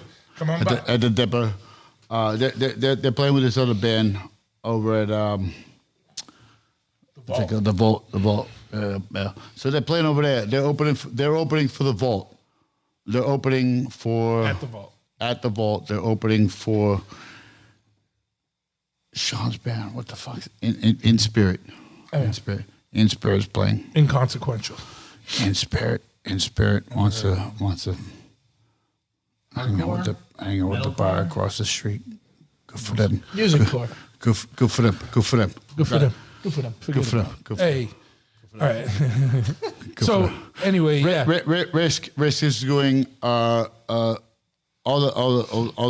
friends and family party is going to be at the Dipper Cafe, 1367 Purchase Street. That is January 17th, if I believe. Risk. Yeah, man, we said it. They get it. Crisco will be there. Crisco will be there being weird. Yeah. Right. He might need some cigarettes. Are you taking a picture of your weird blown up hand? My hand has only gotten more swollen since this fucking thing is gone. Yeah. Dude, it's bad. Like, I think I'm like, bad. this infection is really fucking bad, dude. Did you take your antibiotics? Yeah, well, only one dosage because I just got them today. Yeah. That's what's weird about the sickle cell. Hand gonorrhea. I don't know. This might be the last. This might be my last podcast, guys. Hey, The next dose is gonna happen. So Joe, what do you have for this year? If this is your last podcast, what is your outgoing statement? You're playing. You got the. Well, I might not make. I mean, if There's this two shows coming up: a if this Boston hand- show and a pig roast. Right? if this hand goes the way it goes, that January show might Well, not be. that's your helpful. strumming hand, right? Like, Yeah, but I mean, I can't even hold a cup of coffee, dude. Let alone a guitar pick. I'm gonna be. On the way here, he's like, "I'm hungry. Did You you might get have a to feed picture? me." Did you get a picture of his hand for is like the fucking show bad. notes? Because that is a gnarly looking mummy mitt. I mean, that is. This looked like this at the start of this fucking Yeah, thing. it's No, blipped you up. would No one. it was. Come here. It wasn't that bad. I feel like it got a this. little This is worse, like. I mean, like comparison. Like Those are some hot dog fingers, dude. You know what though? I'll try. But Glad your girl wasn't in town right now, now. I'd give it the hot dog. Dude. fingers. No one knows what Battle of the Runs looks like. Well, their guitarist is gonna be missing an arm come January if this thing doesn't get fucking healed. so Ryan Harris might play bass for you. I love Temple House play 2 shows. All right. So December 15th, War Machine and Shit Terror. Oh fuck! When is it? December. That's next Friday. Next Friday. Fucking Friday. This might not. This will be out after that. This will be a Wednesday, and then we play Friday, right? Yeah, no, this will be the Wednesday after. And January 27th. January Middle East. 27th. Sheer Terror. Who else playing the show? That show, yeah, it's Shared Terror, American War Machine, Opie's band, and Klaxon. like I said, yeah, nice kids. I Nice hear that kids. band's pretty good. Yeah. Rhode Island, right? Yeah, Providence, yeah. Rhode Island Oi band. And then Ryan Packer presents January 27th.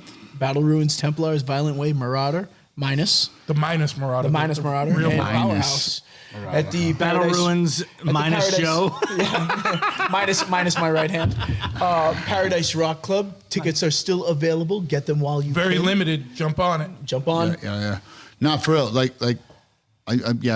sent you the update this morning. And they're going. There's 620 sold. 623. I Nice. believe it was in 623. Yeah. So It's awesome.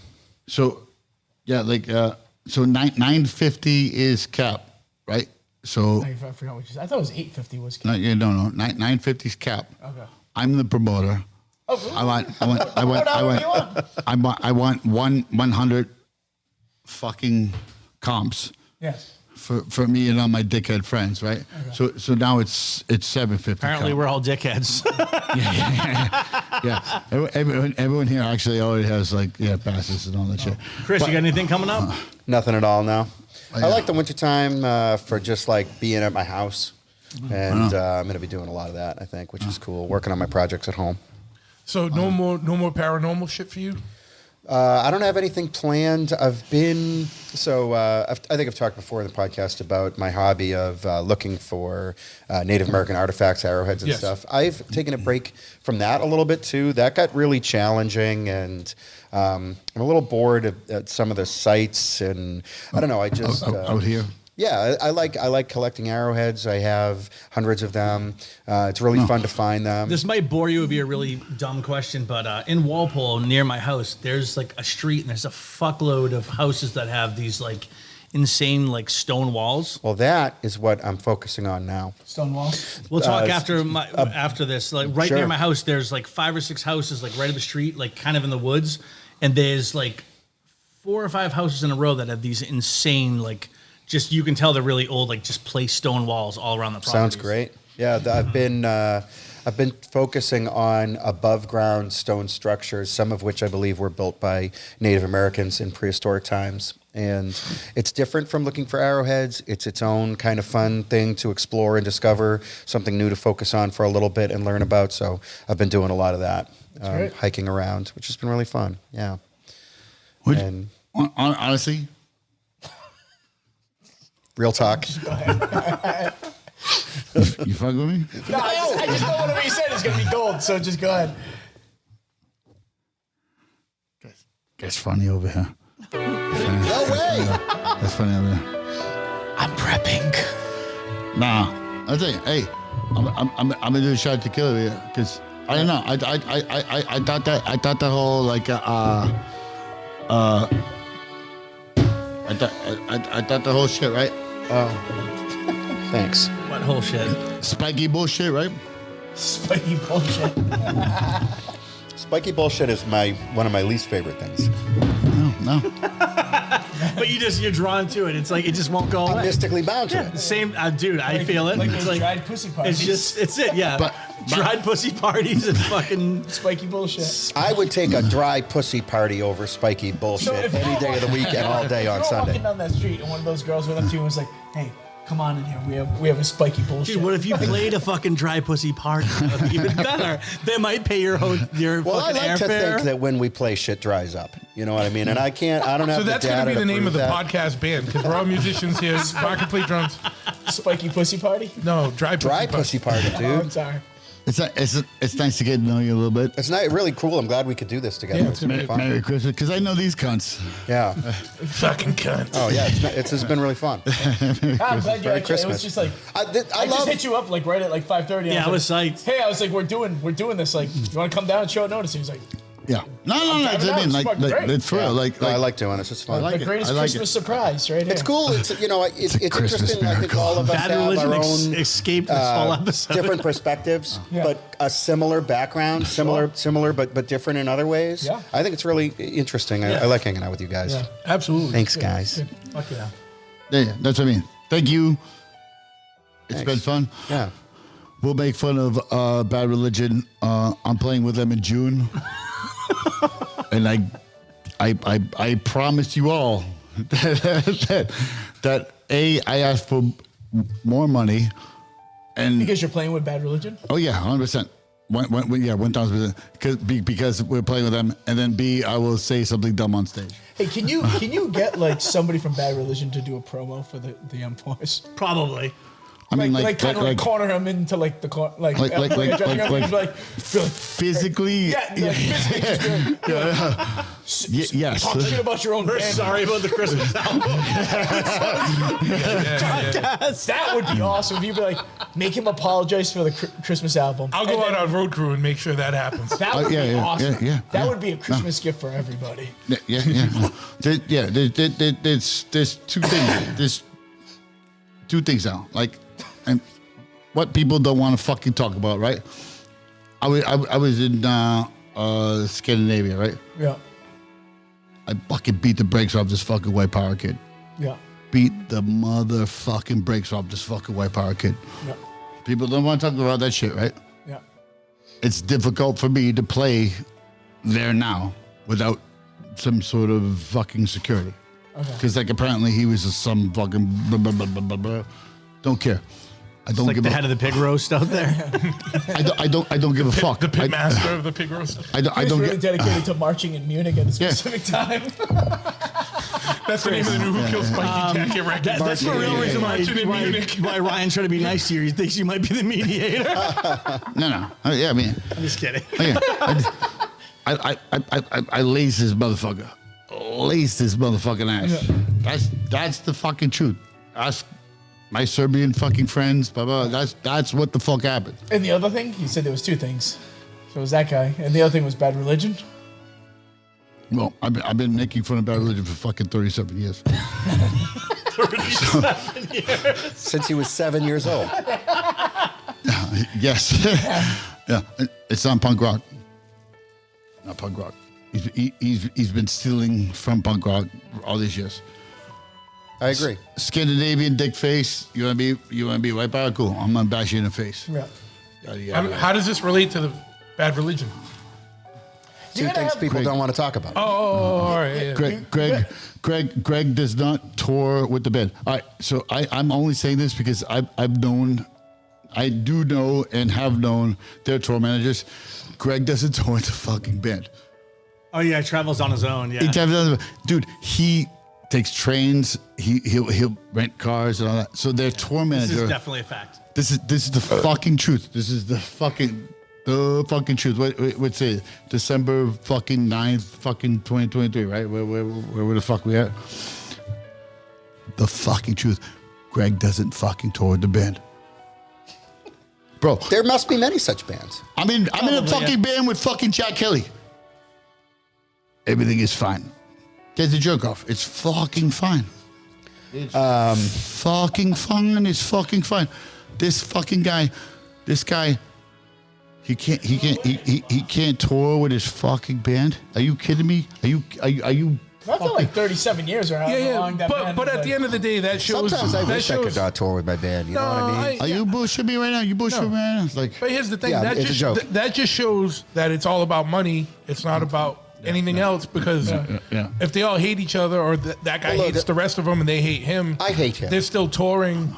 Then they're just doing it for money. They're not wish doing they would all perish. you can hate Jack, But I would say, but Jack's in my band, right? yeah. Like, No, he's talking about Bad Religion. no, I'm just saying. Wait, are you in a band with someone from Bad Religion? No. Okay, that's what I thought. I'm about to. What? I'm about to say some negative things about Bad Religion and the people in it. All right. I'm Greg from Bad Religion now. Fuck. Love your Christmas Really put my foot in my mouth. I scorn Bad Religion. Never liked them. I wish that they all would perish. I don't have a personal issue with any of them, but if they were to die, it would make my world a little brighter. Having said that, I could definitely see a situation where a person wouldn't want to tour with his band, and that I could, because playing devil's advocate here, what if he's really passionate about the music, he really loves the music, but everyone in his band is a piece of garbage? What about if it's not him? What if it's the band that sings? No, he does not. I know. In this specific case. I know several of people that have tour managed him. One of them is one of my closest friends. All right. Okay. Tour manage him. I would not talk shit. I would never talk shit about something I don't know. Never talk shit. I accept that. Right? Like great. He's a educated man, right? Like he's a PhD. Blah blah blah blah blah. He's a fucking dickhead. He's a fucking dickhead. As many PhDs are. Dude. My friends, my people that have fucking tour managed that fucking band, and I have no problem. I'm Ryan Bagger. I play bass in fucking Sabia. I have no problem. Yeah. Put me on files. I'm fucking saying it. You're going on record. I'm going on record. Thank you for saying Can you imagine how badly that guy's ears are burning when this is like an M4? It's just, yeah, I mean, somebody's talking about me again. It probably boosts their sales because people go to listen to the record, the Christmas record. What's this fucking And it's Christmas like, why is there a record bump in the Christmas record again? Like, what? They hate it so much. Why It's is Halloween. He Why are we don't give a listening to fuck. a Christmas album? You can be like, but dare I say, real talk?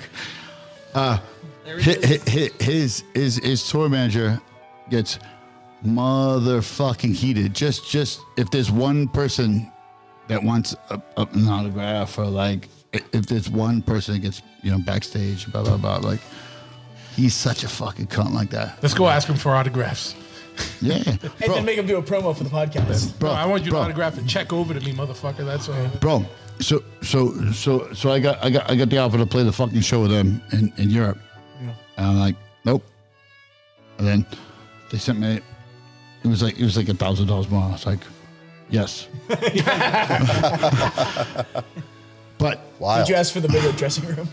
no, yeah, but like literally, like I do all the band's business. I was like, no, I'm like, cool, but like, yeah, like that, but Club show or fest or yeah, it's some fucking bullshit fest, and everything's a fest in Europe. yeah. You know, band I never like. I think it's. But no, my dude, Bad Religion. I'm gonna fucking break their balls. Like I don't fucking care. Like Brian Baker's a great dude. He wrote,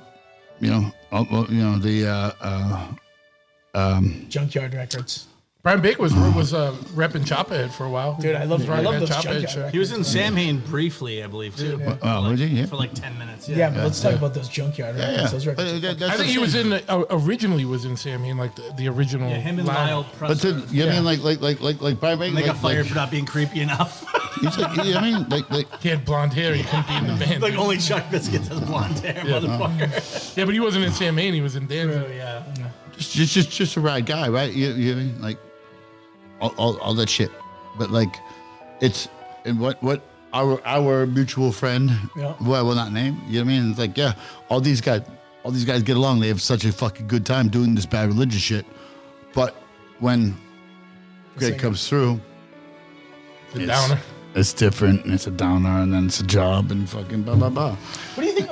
And that's fine, man. I think I've been in this business a long fucking time. It's okay. Who's your bad? You said you have a bad religion. Who's your bad religion? My bad religion is Pennywise. I was just gonna say that's Pennywise. I fucking hate. Yeah, you hate Pennywise, yeah.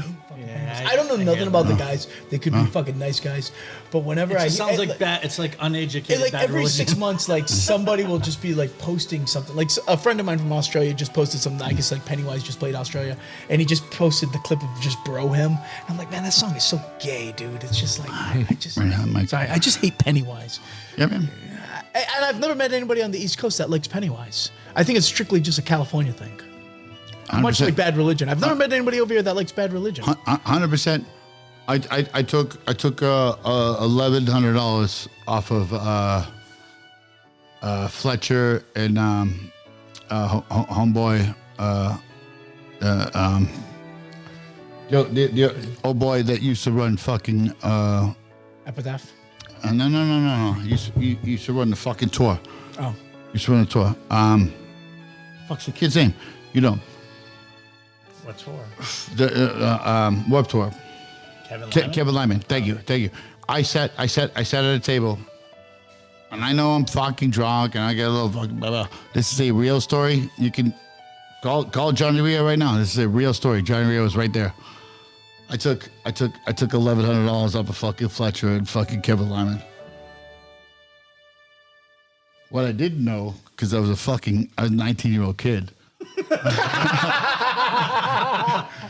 that if you win a pot like that, He's talking about playing dice. Just Jesus! I thought you were like. I thought he you were didn't like, rob him. They were playing I was dice. like, in my That's mind, the I part was he like, left out. man, I was like, maybe you shouldn't be saying this on the Yeah, podcast. no. dude. It was. oh no, dice I'm games. sorry. Yeah, we were playing dice. We were playing dice. yeah. We played again. I was 19 years old, and I'm drunk right now. So yeah. Thank you for filling in. Yeah. Thank you. Yeah. The big gap. I was like, what's the No. So it's Fletcher and Kevin Lyman, and this kid, Johnny, whatever the fuck his name is, from Tommy Boy, because I didn't have enough, but he gave me enough to like stay in. Stay in the pot, yeah. Bro, He staked you. Yeah, he said, dude. So and then I laced these fucking dudes for it. Blah blah blah. I took care of a fucking dude, and then I'm like, hey, thanks. See you the fuck later. Blah blah blah. And Johnny Rio was right there. He's like, nah. You can't just leave. Because again, I just won like It's a faux pas. Yeah. I won like $1,200 off of him. But I didn't know. I was 19 years old. 19 years old. Great fucking money for a 19-year-old. I didn't know. Yeah. All I knew is like I just won like a couple $1,900, whatever, blah blah blah blah. He's like, nah, bro, you can't fucking leave, because I paid dude back. Yeah. That staked me, right? And fucking, I'm like, all right, cool. But we played like 3 or 4 hands, and like I just kept fucking winning, like $20, $30 hands, blah blah blah. But like yeah. I smoked Fletcher and Kevin Lyman. That's that story. All right. Let's wrap this up, man. We're almost 3 hours into it. It's fading. Yeah. All right. I don't know, man. Fuck Christmas. All right. Say goodbye to your credit card rewards. Greedy corporate mega stores, led by Walmart and Target, are pushing for a law in Congress to take away your hard-earned cash back and travel points to line their pockets. The Durbin-Marshall credit card bill would enact harmful credit card routing mandates that would end credit card rewards as we know it. If you love your credit card rewards, tell your lawmakers, hands off my rewards. Tell them to oppose the Durbin-Marshall credit card bill. Ever tried reading while jogging, cooking, or even juggling flaming torches? Yeah, it doesn't end well. But with audiobooks.com, you can conquer books without the circus act.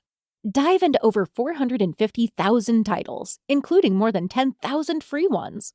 Get hooked on a bestseller. Find your next obsession or finally read that classic you've been avoiding since high school. And here's the inside scoop. Sign up today for a free 30-day trial and snag your first 3 audiobooks on the house. Sign up for your free trial at audiobooks.com/podcastfree today. That's audiobooks.com/podcastfree.